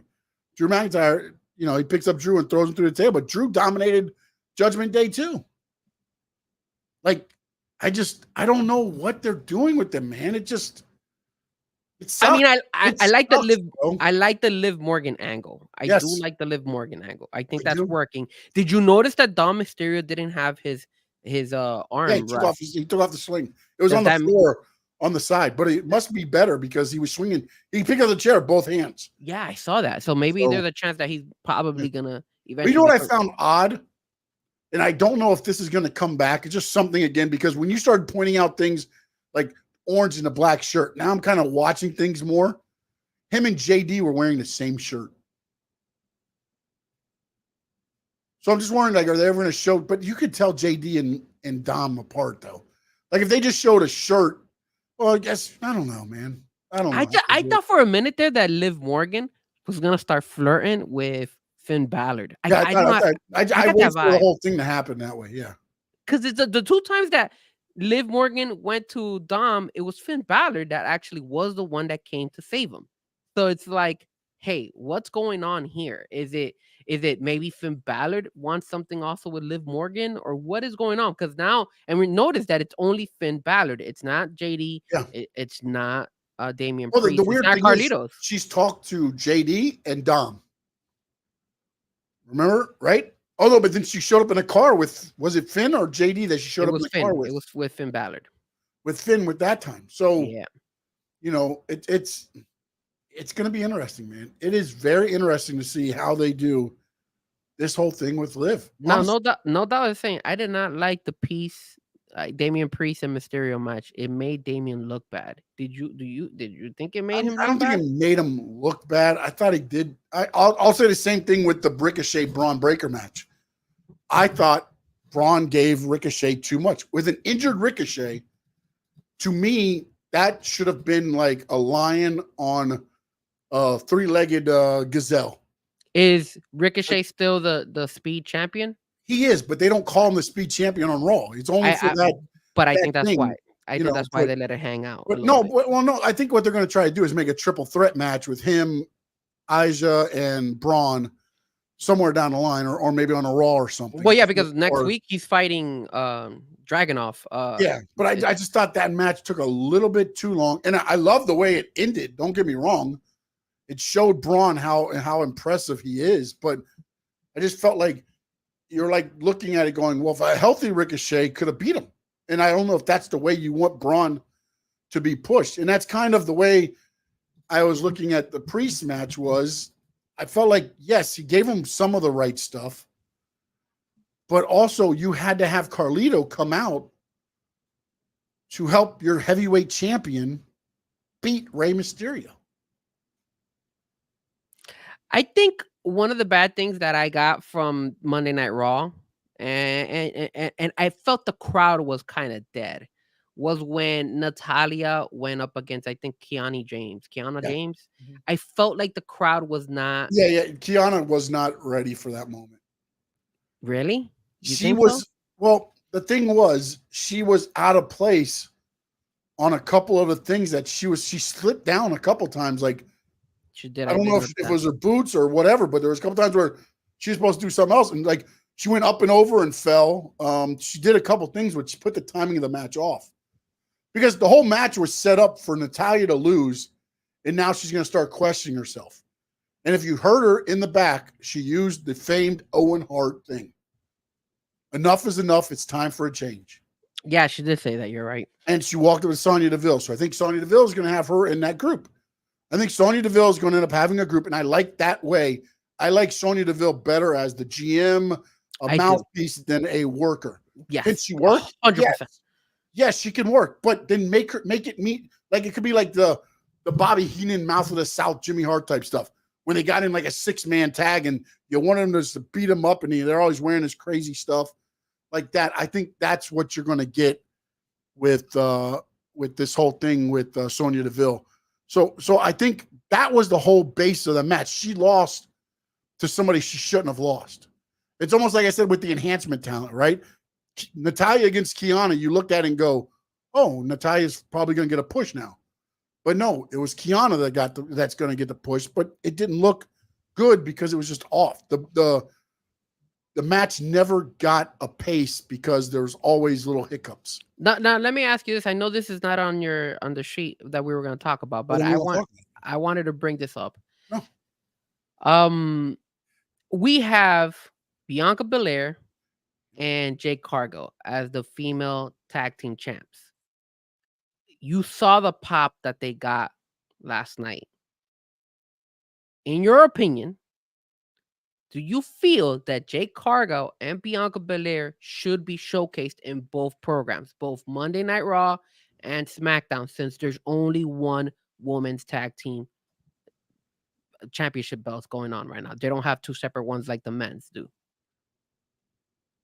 I think they do. They should. They got a hell of a freaking pop last night. Yeah, but I think again, it makes it mean something because they hadn't been on Raw in a while. It's been almost a month. I think right after WrestleMania, they were on that Raw, and it's been almost a month before they're back.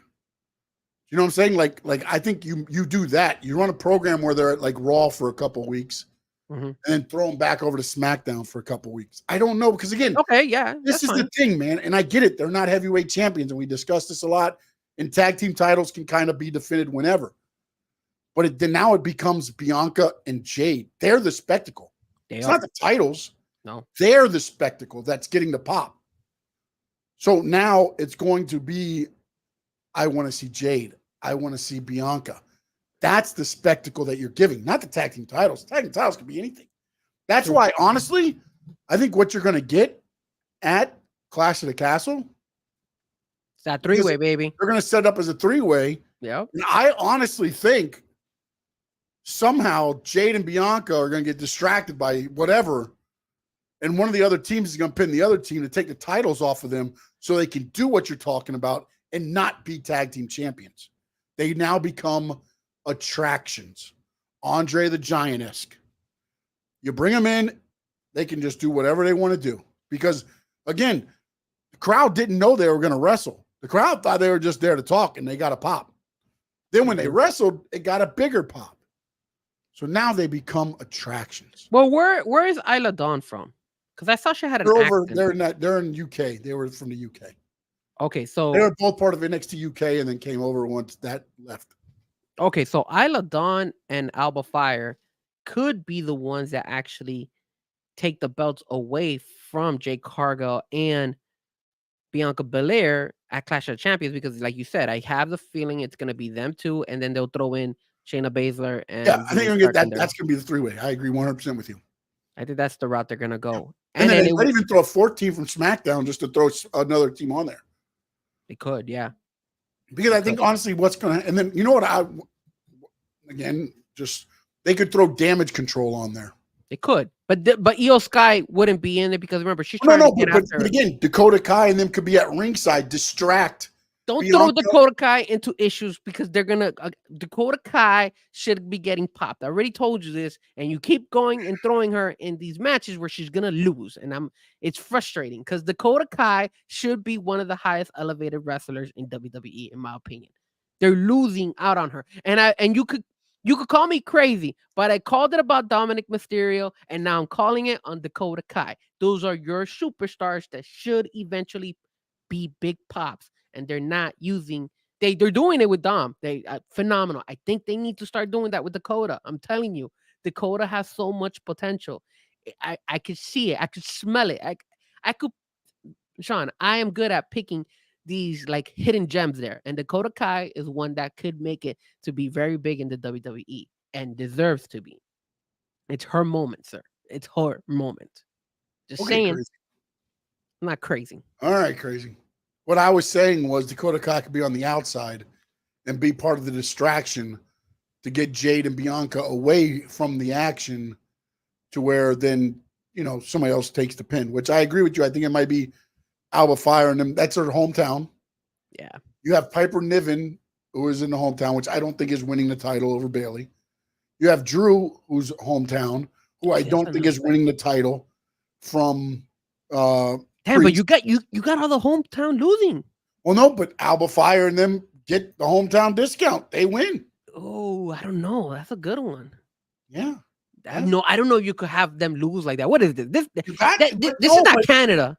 Look, man. Look, dude, if Drew McIntyre wins the belt, dude, you have really solidified what he said about Damian Priest. The only reason he won is because he took advantage of cashing in the title. And again, I get it. That's what the Money in the Bank briefcase is all about. Man. But you've got CM Punk and Drew there. Unless CM Punk is way behind and is not going to be ready for SummerSlam, that match does not need a title. Or you could do a three-way. Listen to me, Triple H. That match does not need a title. You could do a three-way. Drew, Gunther, and Damian Priest. No, Drew. No. Why not? I mean, this isn't AEW. Everybody gets a shot, a pay-per-view match. No, but you're not hurting Damian. You're not hurting Damian Priest because now he could lose, but he doesn't have to get pinned. And you have Drew McIntyre getting screwed over by CM Punk, and then Gunther wins the belt. That's the way it works. And Damian Priest it won't hurt Damian Priest because he's had to face two guys at the same time instead of one.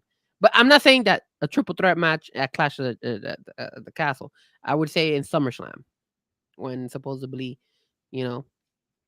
Gunther is supposed to fight against the winner, whoever's the champion, since he won the King of the Ring. I don't know, man. I disagree with that, but okay. Talk to me about Chad, baby. Chad Gable. Dude, the Chad Gable thing is great. The fact that they did the whole thing of coming out and reading the thing and doing all the berating and the whole thing with Sami Zayn. And then I love the mind tricks they're playing with Otis right now. Like he took Sammy, he ran him into Otis, who knocked everybody off and injured Tozawa. Otis doesn't know that. He thinks it's Sami Zayn. He hits him with the little slam thing. Then in the back, Chad Gable comes back. He's like, "You guys did exactly what we needed to do. I love it. I love what you're doing. You guys are a great team." And then she's like, "I'm injured." He's like, "I love that you're playing the injured role. Great job." Tozawa, staying in character. Yeah, and Tozawa's like, "I'm injured too. You guys are great." And you, Otis. You're always been my number one. Dude, it's just fantastic. The only thing I don't like is that he keeps slapping Otis. Like he's slapped three times already, bro. Like this is the whole thing where I talk about like with Cody. How many times can Cody be beat down before you go, "Hey, you dumb son of a bitch, do something"? Yeah. You know what I'm saying? It's like that's the only thing. But I did like at least this time he gets hit from behind to where he doesn't know who it is. And I'm guessing Sammy might have said, "I'm sorry for running into you," maybe, and then he hits the slam on him, so he knows he hit him. Whereas and then now it's going to be Otis against Sami Zayn next week. That's going to be interesting to see how this plays out. Because again, could this be a whole total mind swerve and Otis just stays heel? I hope not, because I love babyface Otis. I love the dancing ton of fun. I think not the problem, but I think what's going to happen in Smack and Monday Night Raw next week is that Chad is going to get involved in that match again. Otis is going to lose, or some way, somehow somebody gets injured, because I have the feeling that this Clash at the Castle, Chad is going to have all of them there by his side. I don't think he's only going to be just Otis. Yes. I think he's going to have Tajawa, and he's going to have the girl, I forgot her name, but I think he's going to have all of them. And I think that's where they're going to turn. Well, can I tell you something? What's up? I think they're going to try to turn, and I think Otis is going to mess up and hit Sammy and cost him the title. And Chad Gable's going to win the Intercontinental title.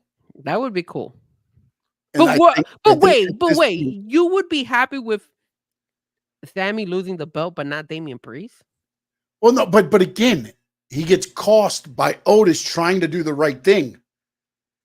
But he again, you know what I'm saying? It's that turmoil, the way it happens. I wouldn't be happy if Gable just goes out there and freaking 3 belly-to-back suplexes and then pins Sami Zayn 1, 2, 3.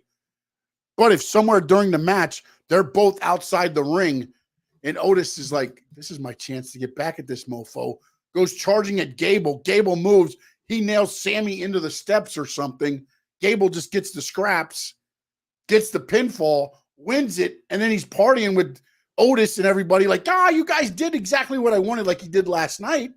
Even though they were trying to turn on him and it backfired, Sammy can still go back after him after Otis gets his shot or whatever. They do the turn on Otis versus Gable for a little bit, maybe.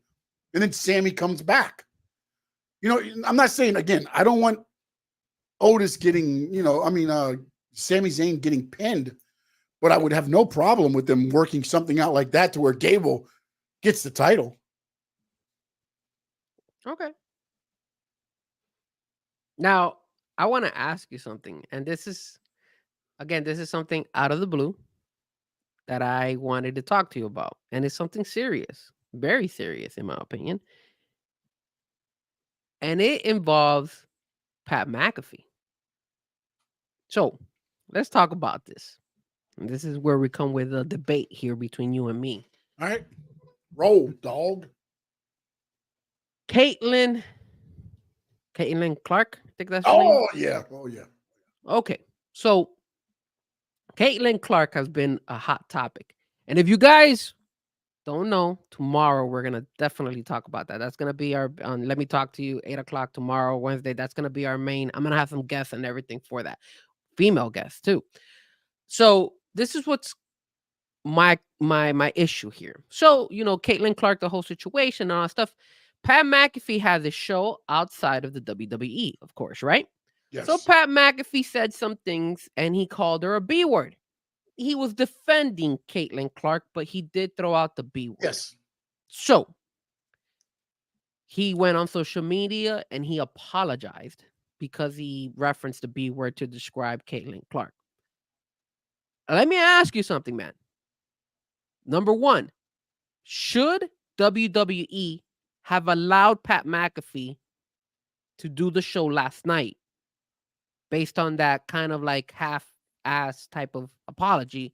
And number two, should WWE, now that they're being bought, that they're owned by like the UFC and all that stuff, have consequences for when some of their wrestlers or some of their commentators or anybody involved in the wrestling world say things? Because in the UFC, there is, whenever they say something and it's bad, the UFC punishes them. And the UFC says, "No, you're out of here," or "You're suspended," or whatnot.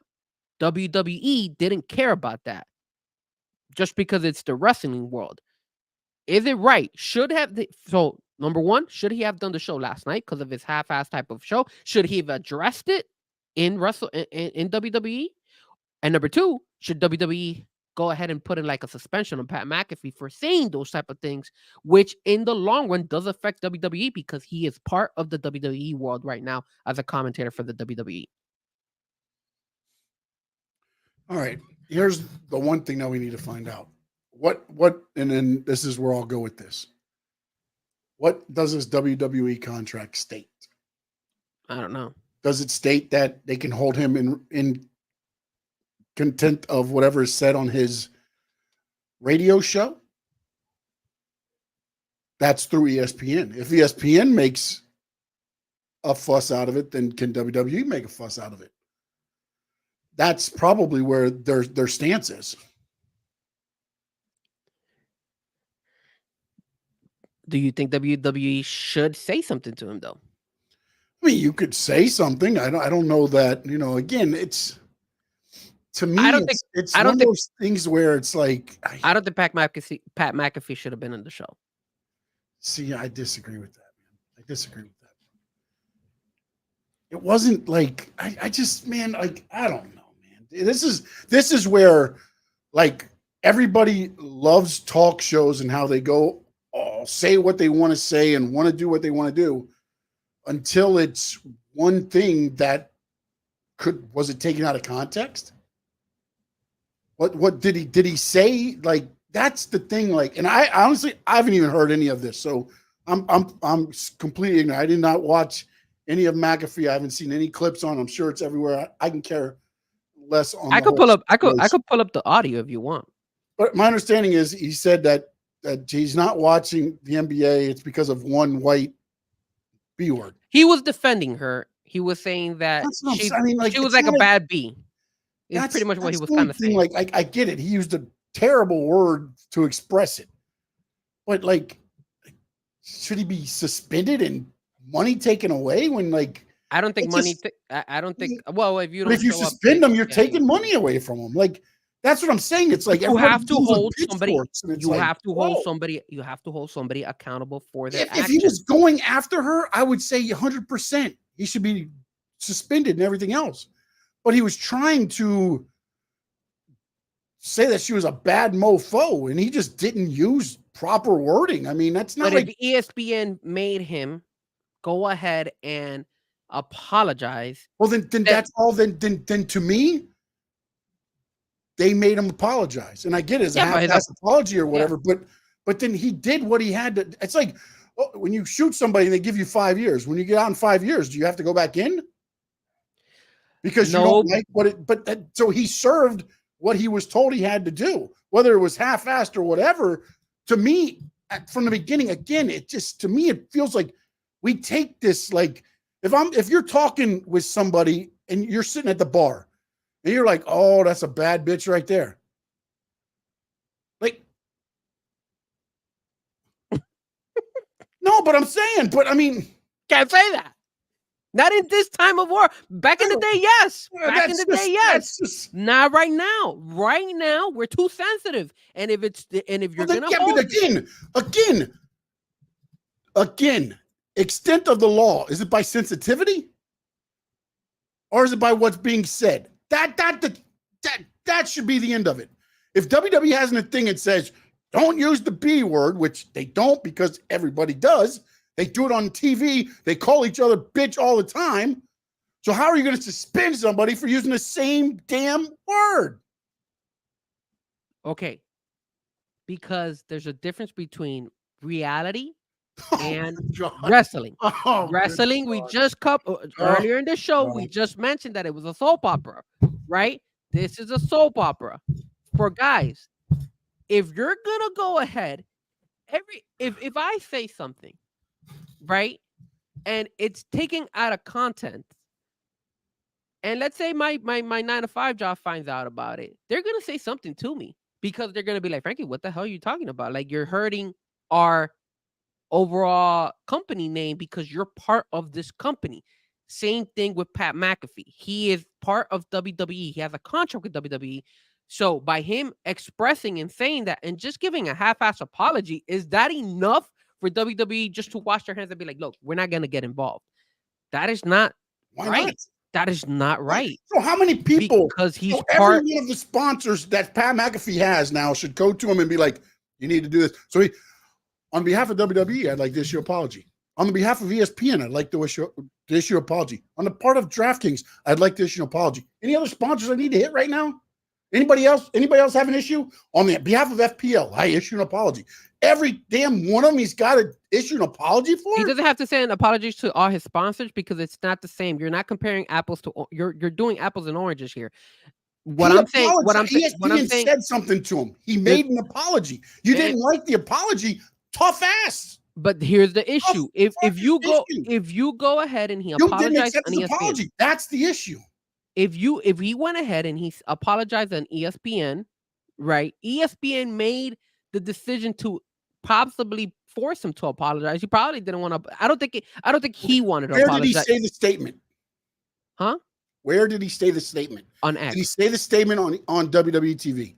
No, he put it on X on his own platform. Yeah. All right.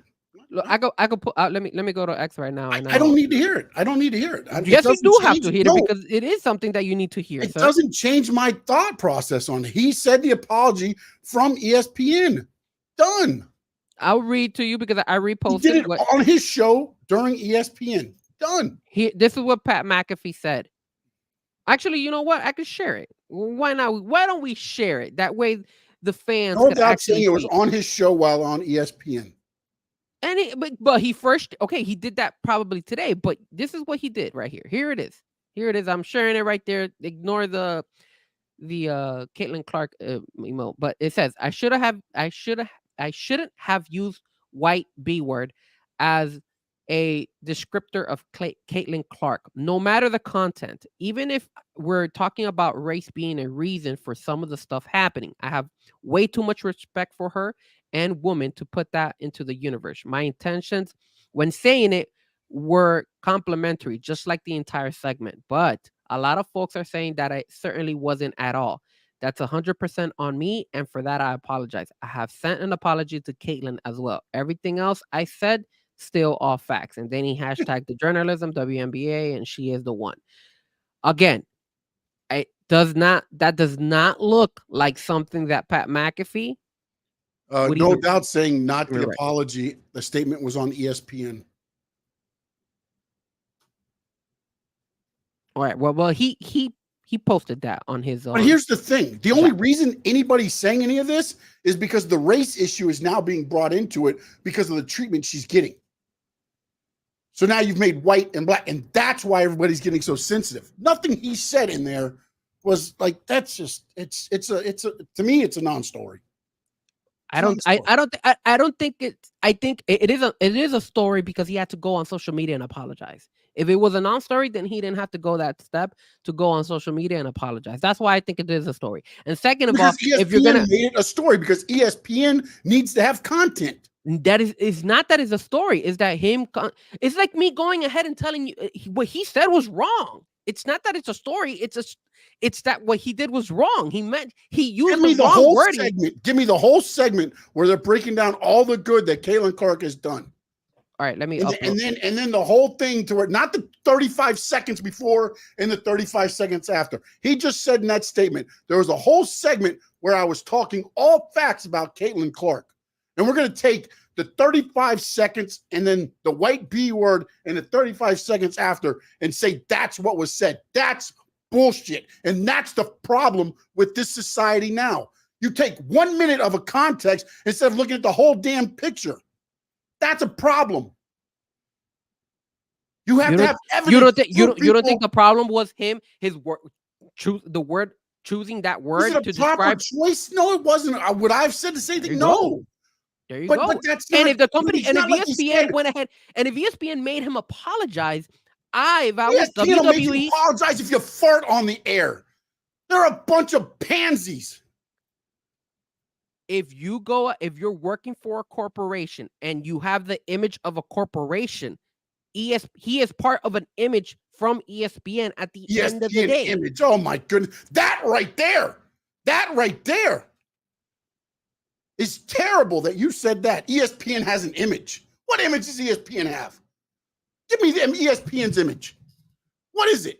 ESPN does not want Stephen A. Is it who's the image of ESPN? You got to understand that one thing is for sure is that you don't want to go ahead and start. If you want to have a story, then say something and ESPN will make it a story. No, man. Come on, man. He used the wrong word to describe this girl. If he felt that it wasn't that of an issue, then he would have gone ahead and told ESPN, you know, go kick rocks. I'm not apologizing for crap. Well, let me ask you That's this. the reality truth. Let and me then ask you this. hold on, Let me before ask you you ask me, this. before With you what ask you me, just put right there. WWE should have gone ahead and told them, okay, if you don't want to suspend him, he should have gone ahead and addressed it in WWE as well and said, look, For what? I made some It comments that wasn't were in wrong. WWE Because he is thing. part of They're not WWE as well. AEW. They're He's not going to give a WWE. platform to the WNBA. Pat, He you're going is to have to go out on national WWE. TV on WWE Raw and apologize about a comment you made on your radio talk show on ESPN about a WNBA player on WWE TV. Come on. No doubt. Okay. Come on, man. No doubt. I'm gonna tell you something. I did have a slip. You're absolutely right. I did have a slip. But I am not signed to anybody. This is the Frankie Fresco show. This is my thing. If Pat McAfee said that on his show and he wasn't signed to anybody, then I understand. But if Pat McAfee has a contract with the WWE and he has a contract with ESPN, you have to, if I would have gone ahead and said something like that and I'm signed to ESPN or anything, even a sponsor, and my sponsor is being run on the bottom or anything like that, then I absolutely would get heat for it. Look at Paul Pierce. He went on Undisputed and he actually dropped the N-word by accident too. And not the ER one, the NIGGA one. So it happens, but here's the thing. This is the difference, no doubt. I am not associated with ESPN. I am not associated with a sponsor as of right now or anything like that. So even though I wasn't sponsored or anything like that, what did I do? I went ahead and I apologized and on my show and said, oh, I'm sorry, it slipped at the heat of the moment. Sometimes I say some things and I should have not said that because I accidentally dropped that word. But at the end of the day, I still apologize, even though I don't have a contract with anybody. So let me ask you this though: did you go to your regular day job and issue an apology? I hold my standards because my standards are up here. I don't want to go ahead and make the mistake of offending somebody. That's why if my regular job had seen the show and my regular job said, Frankie, what the hell are you doing? Absolutely, I would have gone ahead and said, came to you, but you didn't go to them and say, did WWE go to Pat McAfee? No, like that's my issue with WWE. That they should have gone to him. What, Frank? How many times do you have because to apologize? He signed with them. He signed with them. How many times do you have to apologize though? Frankie, how many times do you have to apologize? He apologized through ESPN, if you want to call that an apology. Then you know what? Then let him drop B words, let him drop a whole bunch of things on everybody, and who gives a damn, right?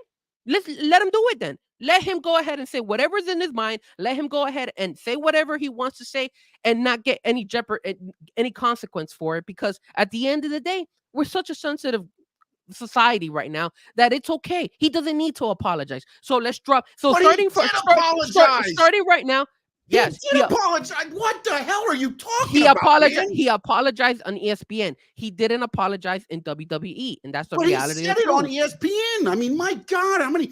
Dude, when people get arrested for killing somebody, they don't get convicted in Florida and then sent to Georgia. And then how many times you got it? Like, he said he was sorry. He apologized. His apology was half-assed. Let's keep it real. Okay, so then let me ask you this.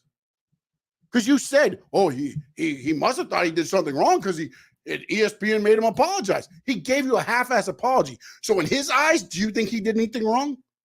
Yes. Okay. He did. You wouldn't have got a half-ass apology if you did. You would have got a sincere apology. I don't think he gave a sincere apology.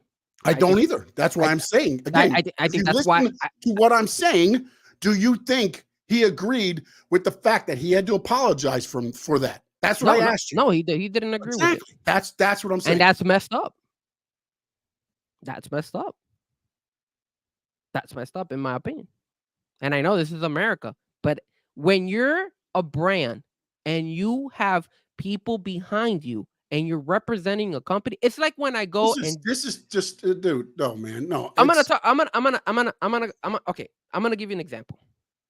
Okay, when I go and DJ, right? I'm a subcontractor. That means I am working for somebody else. They hire me to do a wedding, let's say. Or this past weekend, I did a prom or like a graduation party for 8th graders. Even though it's Frankie Fresco, the DJ, I'm still representing that company that hired me, right? Mhm. Pat McAfee the same way. He is his own independent entity, but he still represents ESPN and WWE. Why both of them? Because he shows up on both platforms. He's an independent contractor through WWE. He is. Yes. He is. And that I'm not knocking. I'm knocking Pat McAfee. But I'll ask you this, Frankie. Same thing with what you're saying right now. If you're under contract with other DJ promotions, do you have to issue an apology to every one of them that you go on? If I make a mistake from there on, like every one of them, you have to go. If I make a mistake, okay, I'll give you an example. This past weekend, I had a wedding on Friday, right? And I did the wedding, and the company reaches out to me, said, Frank, how was the wedding event? I said, bro, it went great. The clients were happy. Everybody was fun. What happened? They reached out to the client. The client responded back, and the client complained about me. Certain things, certain hiccups. She said it was still great, but there were certain hiccups. So what happened? I had to go ahead and address that with the company. Now, obviously, I'm not going to go and publicize it in social media and stuff like that because it wasn't in front of TV. It wasn't in front of media. It wasn't in front of any of that stuff. If it was, then I would have to address it in front of social media, in front of YouTube, in front of all this stuff. This was something that was done. And I explained it. And I also defended myself because I said, hey, look, the client said this and that. But what she is saying was something that was not spoken about between me and her. So you have to hear both sides of the story. Here's her information and here's mine. And the little minor things like, hey, you didn't announce this, that the photo booth was gonna close. We never spoke about that. The only conversation we had was that I had to announce the photo booth was open. That's exactly what I did. You wanted slow jams. He only played 1 or 2 slow jams. I showed the company playlist showing, hey, look, I played more than 1 slow jam. It wasn't just 1 or 2 what she was talking about. And it wasn't like she said that it was like two upbeat slow jam. Stuff like that. It's hold accountability. And again, I am an independent contractor. I don't have to go that far to go ahead and say this stuff. But I do that because when you're your biggest critic at the end of the day. So when it comes to Pat McAfee, I understand the fact that he went ahead and he apologized half-assed. He doesn't agree with it. I'm pretty sure he doesn't because that's probably the way he carries himself. He probably felt that it wasn't. But he also said he reached out to Caitlin Clark and apologized. He did. Hopefully, so how do you know what she said? How do you hold that? What's it? How do you know what Caitlin Clark said? Because to be honest, no, Caitlin Clark didn't say anything. How do you know? How do you know her and Pat McAfee didn't have a discussion? Oh, I don't know. We don't know. I reached out to Caitlin Clark and made an apology. Maybe he did. Maybe he didn't. If she accepts the apology, how the hell can we sit here and debate this? Like, I don't understand that. We don't know if she did accept the apology. No, we don't know that she didn't. We also don't know if what type of. We also don't know what type of apology he mentioned. We also don't know. We also don't know what type of apology he went ahead and he mentioned to her. We don't know that. We don't know. Maybe he said, "Hey, look, you know what, Caitlin?" But again, it's not our business. How is it our business? You and me is not our business, but we do talk about it because he is associated to the WWE world. And in the WWE world, he needs to go ahead and apologize to. No, he doesn't. It wasn't in the WWE world. So then the WWE, and here's where I'm saying the WWE should have either done 2 things. Either they should have gone ahead and told them, hey, you need to address it and apologize it in our platform as well, because you are an image to WWE, or number 2, you just have them off for Monday night. You keep them off for 1 day, and then you bring them back. Because you're trying to who are you catering to? What are you trying to cater to? I don't get what this is all about. You have to be off for 1 week because you made a statement on ESPN that was wrong, and we're going to hold you accountable. Like, no, that's 2 separate contracts. How do you know what the contracts say? Maybe it's WWE says I can't be held accountable for what I say on my radio show. You can't. I mean, if the contract states that, then this debate is pointless. You don't know. The contract, but like we're going to be able to see any of that. That's what I'm saying, though. But apparently, if ESPN made no fuss about it, if WWE's made no fuss about it, like, I mean, it's like, again, it's like media here. It's like we got to make a story out of something. Let's make a story out of it. For what? Sean, Everybody's guilty till proven innocent. if he obviously had, he knew there was something wrong doing, or they had to make him do something because he had to he had to state an apology. ESPN is partners with WNBA. That's what the deal is. And Pat McAfee is an image of ESPN at the end of the day as well. Okay, and he made the apology.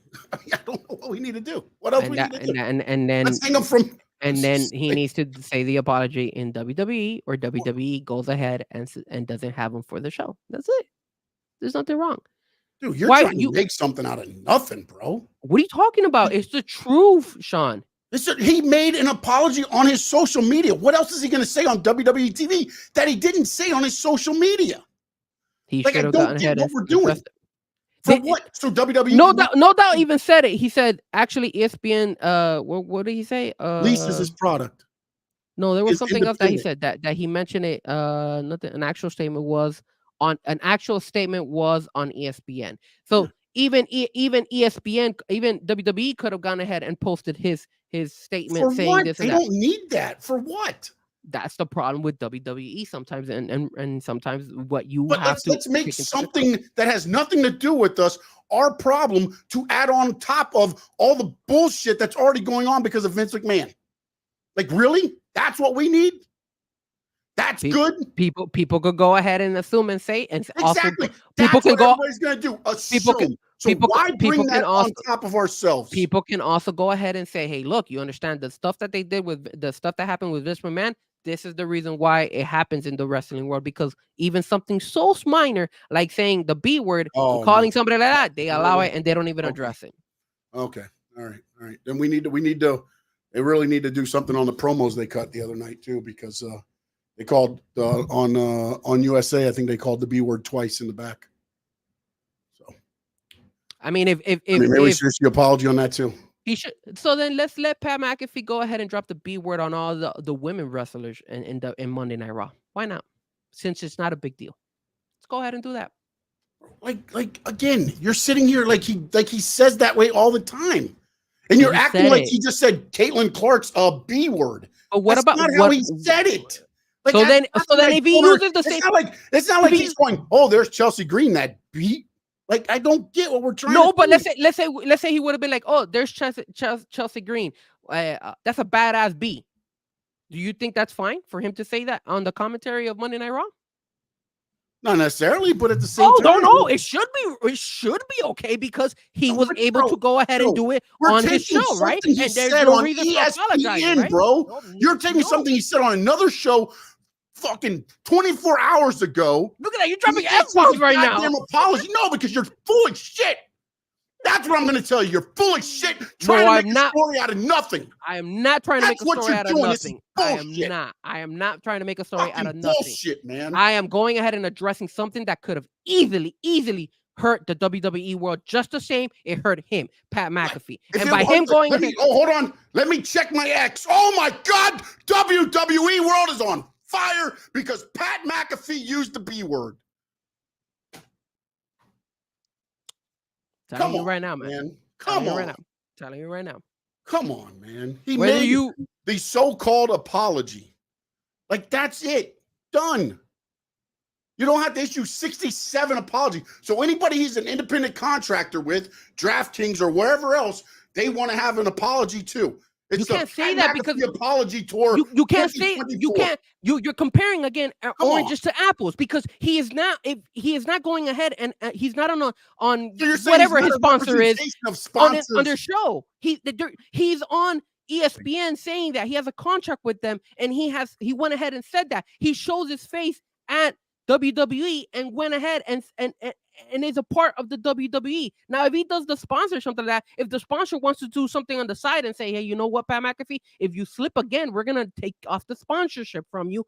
I wouldn't justify the sponsor either. I mean, I wouldn't hate on the sponsor. I would actually be like, okay, you know what? You're right. You should do that because at the end of the day, you made a mistake. People make mistakes. That's all I'm saying. You made a mistake. You dropped the B word to describe somebody. The wrong word that you used. You apologized on ESPN, which I mean, I think it was half-assed, but whatever. He did it and he reached out to her. Great. I think it should have been addressed in WWE as well. That's all I'm saying. There's nothing wrong. It would not have gone ahead. It could have been wrestling fans like you could have just said, why did he even address it? That's dumb, whatever, and ignored it. And other wrestling fans like myself would have been like, I'm glad he went ahead and addressed it because his image is important. His image in the WWE world is important. And I actually admire the fact that he even addressed it in the WWE world because you never know what he might go ahead and say it again and by accident. And then you have this, but at least he's recognizing it. It's about your image. It's about us.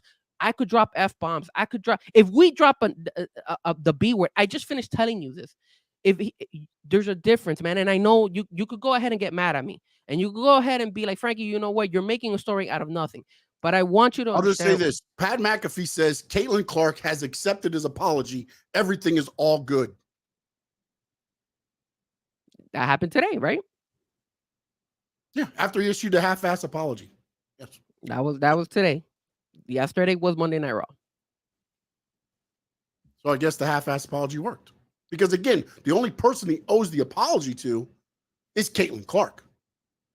Yeah. That's it. Doesn't owe an apology to Sean Stanley. Doesn't owe an apology to Frankie Fresco. Doesn't owe an apology to Noel Doubt. Doesn't owe an apology to WWE Universe. Doesn't owe an apology to anybody else. It's Pat McAfee and it's Caitlin Clark. But and to be honest, if more people lived that way, we wouldn't be so fucked up.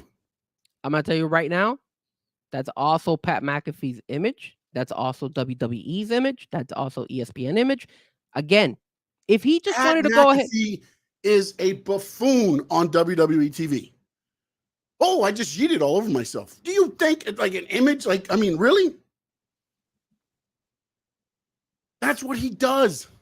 So then, again, I'll go back to my playing devil's advocate here. It's okay for him to go ahead and then say, hey, Becky Lynch, man, that's a super badass B. And there shouldn't be any problem with him saying that. If it's in the storyline, they wrote it down and they say it, okay. All right, I respect that. That's how you feel. I wouldn't. Because hasn't Jade Cargill said, I'm a badass bitch? That's her. Okay, but there's a difference, man. There's a difference between a guy saying it and a woman saying it. Okay. It's like if we drop an N-word and we were African Americans. Some people take it differently. If a white person or a Hispanic person says it, but a black person says it, some people take it differently. That's the truth. I'm sorry. That's reality. I'm being honest with you. I get that word. I get what you're saying on some of the things, but you're acting like Pat McAfee said it and then just disregarded everything. But that's not the case. He disregarded the story. He did not. He issued an apology. I'm not saying that he disregarded it. I don't get where we're going with this. Oh, but it was a half-assed apology in your stance. Does it matter what your stance is? Honestly, does it matter what my stance is? No, it's between Pat McAfee and Caitlin Clark. Correct. But it also matters of ESPN and WWE. And if WWE didn't call him out on it, then that's fine. I am going to go ahead and criticize WWE. How do you know? Again, we're acting like everything's out in the open in the public. We got cameras in WWE. How do we know that Triple H and them didn't sit down and be like, what's the situation? This is what happened, boss. Okay, good to go. Caitlin Clark's okay? Yes. Okay, thank you. We're good. Do we even know they did that? We probably didn't. We don't even know that. No, we don't, but we're going to sit here and debate about an apology that was half-assed or not half-assed, and it doesn't affect me either way. If it doesn't affect you either way, then that's fine. That's your stance. You don't care whether he apologizes or not in the WWE world. I do. I do feel like he should have apologized or addressed it. That's all. He should have just addressed it, in my opinion. But let's let them do it on AEW TV. They do that stuff. They do it too. Yeah. Do they really? Is that this is the story we're going to go with?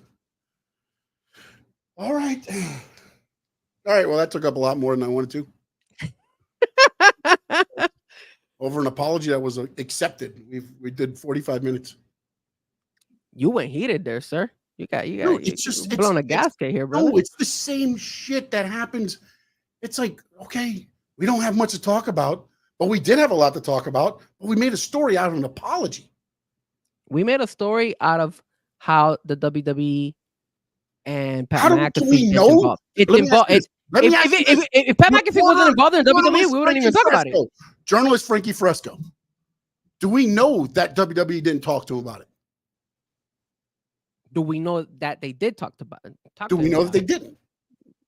I could use the same argument. Do we know if we did? If they did? We don't know.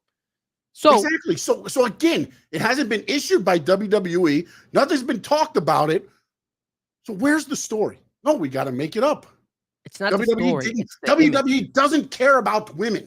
I mean, we got that story already, right? Because we already know what's going on in the federal courts. So let's add on to that by saying, hey, now we got Pat McAfee running around using the B word on everybody. You know, WWE could have easily gone ahead, even if they didn't want to suspend him or they didn't want to go ahead and mention it on the programming. They could have easily gone on social media and said, look, the comments made by Pat McAfee were taken out of context. Unfortunately, Pat McAfee and us have addressed it and spoken about it. And Pat McAfee has issued an apology for it. That's it. Anything to go ahead and say.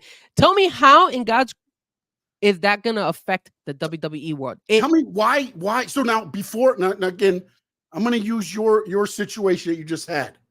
Okay. Is there going to be a disclaimer before every time you DJ now? There is no disclaimer, but it does open my eyes and be like, okay, I have to be aware of what I'm saying. You learned from it. Yes, correct. So Pat McAfee made it from ESPN. Why does WWE have to double on top of that and add more to it? The next company you go with is not going to take what happened there and add it on top of you and be like, hey, you need to apologize now before we put you on TV or in the DJ booth. Like, he's already made the apology once. Like, I don't understand why you have to apologize 300 times. This is the difference.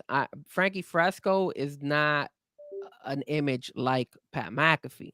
Pat McAfee is his own image. He made the statement. Yes, but he said, I'm sorry. A lot of people apologize. Why does he have to do it on every platform that he has? Did he go to Instagram and issue an apology? Did he go to Threads? Do we hit every social media platform? I think you're taking it out of context. I'm telling you that he went ahead and he should have addressed it to the WWE world. And if the WWE world went ahead and have an employee that does that, because then you know what? Like the example I gave you. Yeah, but you're doing apples and oranges too, because again, when you're a commentator, you're talking what is discussed beforehand with the bit, and you got people in your ear all the time telling you things. So like, it's not like Pat McAfee is always out there just doing all this on his own. Does he do some ad lib? Yes. But again, you want to talk about apples and oranges? It's the same thing. It's a show. It's a written script. It's a written show.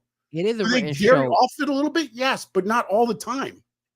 But again, Sean, it's an image. He represents WWE. I'm sorry, he does. But he represents his sponsors too. That's what I'm saying, though. Like, you're like, oh, the sponsors are different. No, he represents them too. He represents the sponsors, but he's not on his platform. He's not going ahead and his show is not okay. Let's say Slim Jim. If he was on Slim Jim's channel and he was saying this, then yes, he would have gone ahead and apologized on Slim Jim. But he apologized on the channel he was on. You're trying to make it sound like he was on WWE TV and made this statement. He wasn't. Had nothing to do with WWE. It was Pat McAfee. Like, that's what I don't understand. But Pat McAfee is associated with WWE because he's also associated with this talk show. Like, that's what I don't understand. There's Pat McAfee, the talk show host, Pat McAfee, the WWE commentator.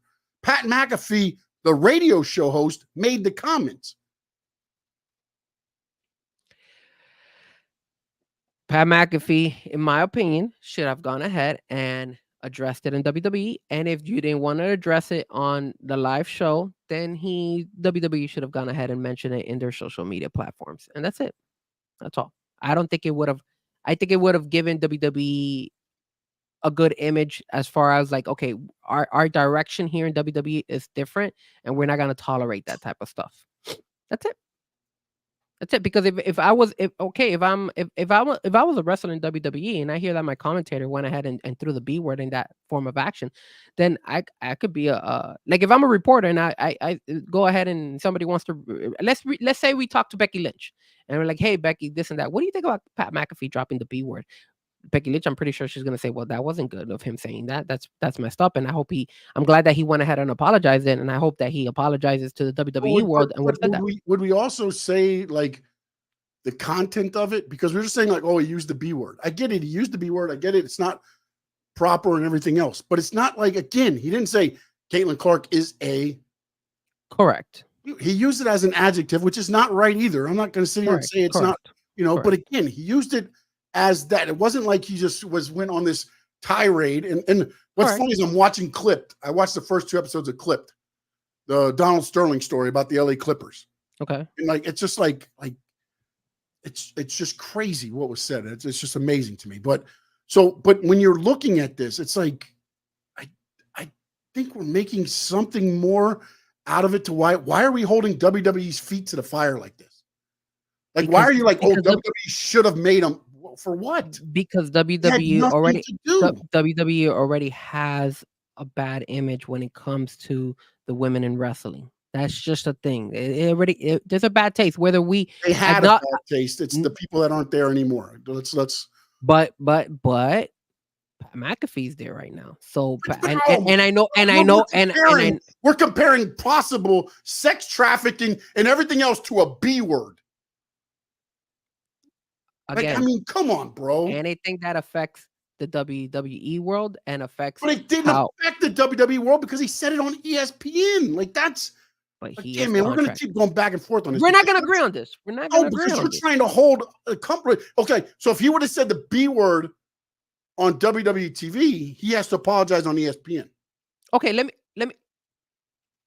If he said the B word in WWE, and he should have apologized on ESPN as well. Yes, of course. On their platform, yes, he'd be like, oh, or ESPN should have gone ahead and say, hey, we spoke to Pat McAfee. The same thing I told you. They could have done the same thing. Yes. Why? Because he's the image of both WWE and ESPN. Pat McAfee is his own brand. Exactly, and that as a brand, they ESPN and WWE hired him to be part of their brand, so their brand gets affected for everything that Pat McAfee says as well. How did WWE get affected by what Pat McAfee said? Because until this conversation happened on this show, I haven't seen anybody really talking a lot about it in the wrestling world. A lot of people don't realize it. I bring out we talk the truth, man. We bring out all the topics out here, and I'm bringing it out. We talk what the fresco truth is. I'm talking about the truth right here. We're bringing this concept because it is a concern. It might not be as huge as obviously the issues that Vince McMahon had and all the accusations, but at the same thing, these are little minor things that should be addressed, in my opinion, especially in a society where we live in right now. Back in the day, in the 90s, you know how stupid this got. Let me tell you, this is another one of those agitated wrestling things. This is probably where you need to go. Hours after show host Pat McAfee apologizes for calling Clark a white bee on Tuesday, hours later, he's on Raw calling Strowman one big son of a bitch. Look at that. Terrible.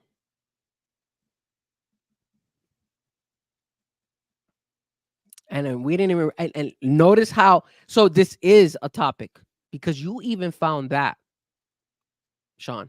Yeah, but see, this is the thing between me and you and agitators and everything else. He issued the apology to Caitlin Clark. Caitlin Clark said, "We're good. Story's over. Story's over." That's the two people that it was about. And ESPN and WWE. No, we're making it about WWE. He's an image he of WWE. He said it on ESPN. I'm making an image. Because you don't agree with me. So I am the one making it of WWE because he is an image of WWE. Yes, correct. I am making it. I would have apologized as well or had WWE mention it or something like that. If WWE didn't ask him or anything like that, then fine. case closed. That's his business. If I was part of WWE, I would have addressed it. If Frankie Fresco was part of Okay, WWE, let me ask he you would this, have gone ahead Frankie and addressed Fresco. it. You're Pat McAfee in this situation. You already talked to ESPN. They made you issue an apology. Mhm. You've called Caitlin Clark. She said we're good. Now I show up to TV on Monday night, and I'm going to sit with people who really had never happened on them. And now they're going to tell me that I need to apologize again? If they bring it up to me, yes, I would have. Yes. If I go to WWE and WWE say, hey, Frankie, we saw what you said and we saw the apology. I mean, I think we should address it here in WWE as well. Okay, no problem. I'll address it as well. Yeah, but we I don't trust need the those boss. ratings here at WWE. We don't need that. Why would we need? Well, why do- that's why I'm saying I'm not knocking. I mean, it depends on what WWE wants to do. If WWE called them out on it or didn't, maybe they didn't because they didn't even bring it up. So it is what it is. How do we know they didn't? But again, it goes back to the whole thing to where, like, okay, ESPN, who leases your show, you did the apology on their network. You did an apology on your social media, which apparently is different than what No Doubt is saying. There was an apology on ESPN, and there was an apology on his Twitter account, which are different. You've talked to Caitlin Clark, but now we need a whole nother. He should have apologized yesterday because this all happened yesterday. Now that we know that Caitlin Clark accepted his apology and all that stuff, then it's not necessary for him to go ahead and have to apologize now in WWE because it already has been case closed. You're absolutely right. But I'm talking about yesterday because this was all happening yesterday. There was no confirmation of Caitlin Clark going ahead and saying, oh, I accepted. I don't know when she accepted it or whatnot. I don't know. But the whole controversy started yesterday when he went ahead and dropped the beat. It was trending on X. There was a reason why it was trending on X because Pat McAfee dropped the B word and used it wrong. He used it wrong, which again, I'm not gonna. I understand that people make mistakes. I'm not trying to come after Pat McAfee. I'm not trying to say. What I'm just trying to say is that you have to hold people accountable sometimes when you make a mistake. And because he works in two different, you have to hold him accountable. Yesterday he would have been held accountable. That's why the conversation, the debate that we're having here was should have Pat McAfee addressed this last night. I'm not saying that he needs to address it today or next week or anytime this week. No, I'm talking about last night because last night he made the comments and then at the same time he went live on Monday Night Raw. So if you address it, should he have had addressed it on Monday Night Raw or should have something come out of WWE saying, hey, look, we spoke to him and he informed us that we noticed that he apologized and for this reason, whatever apology they feel like. That's all I'm saying. I'm not saying he has to do it now because obviously it's been there, done that. But last night when he was on Raw, it was still some uncertainty.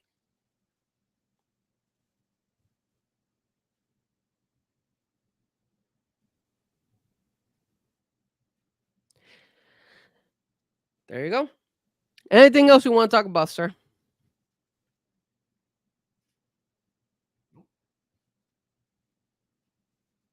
Good. All right. I don't know how they can reach out to you. All you guys can follow me at Frankie Fresco Music on all social media platforms. We also have the Let Me Talk to You podcast, 8 o'clock on Wednesdays.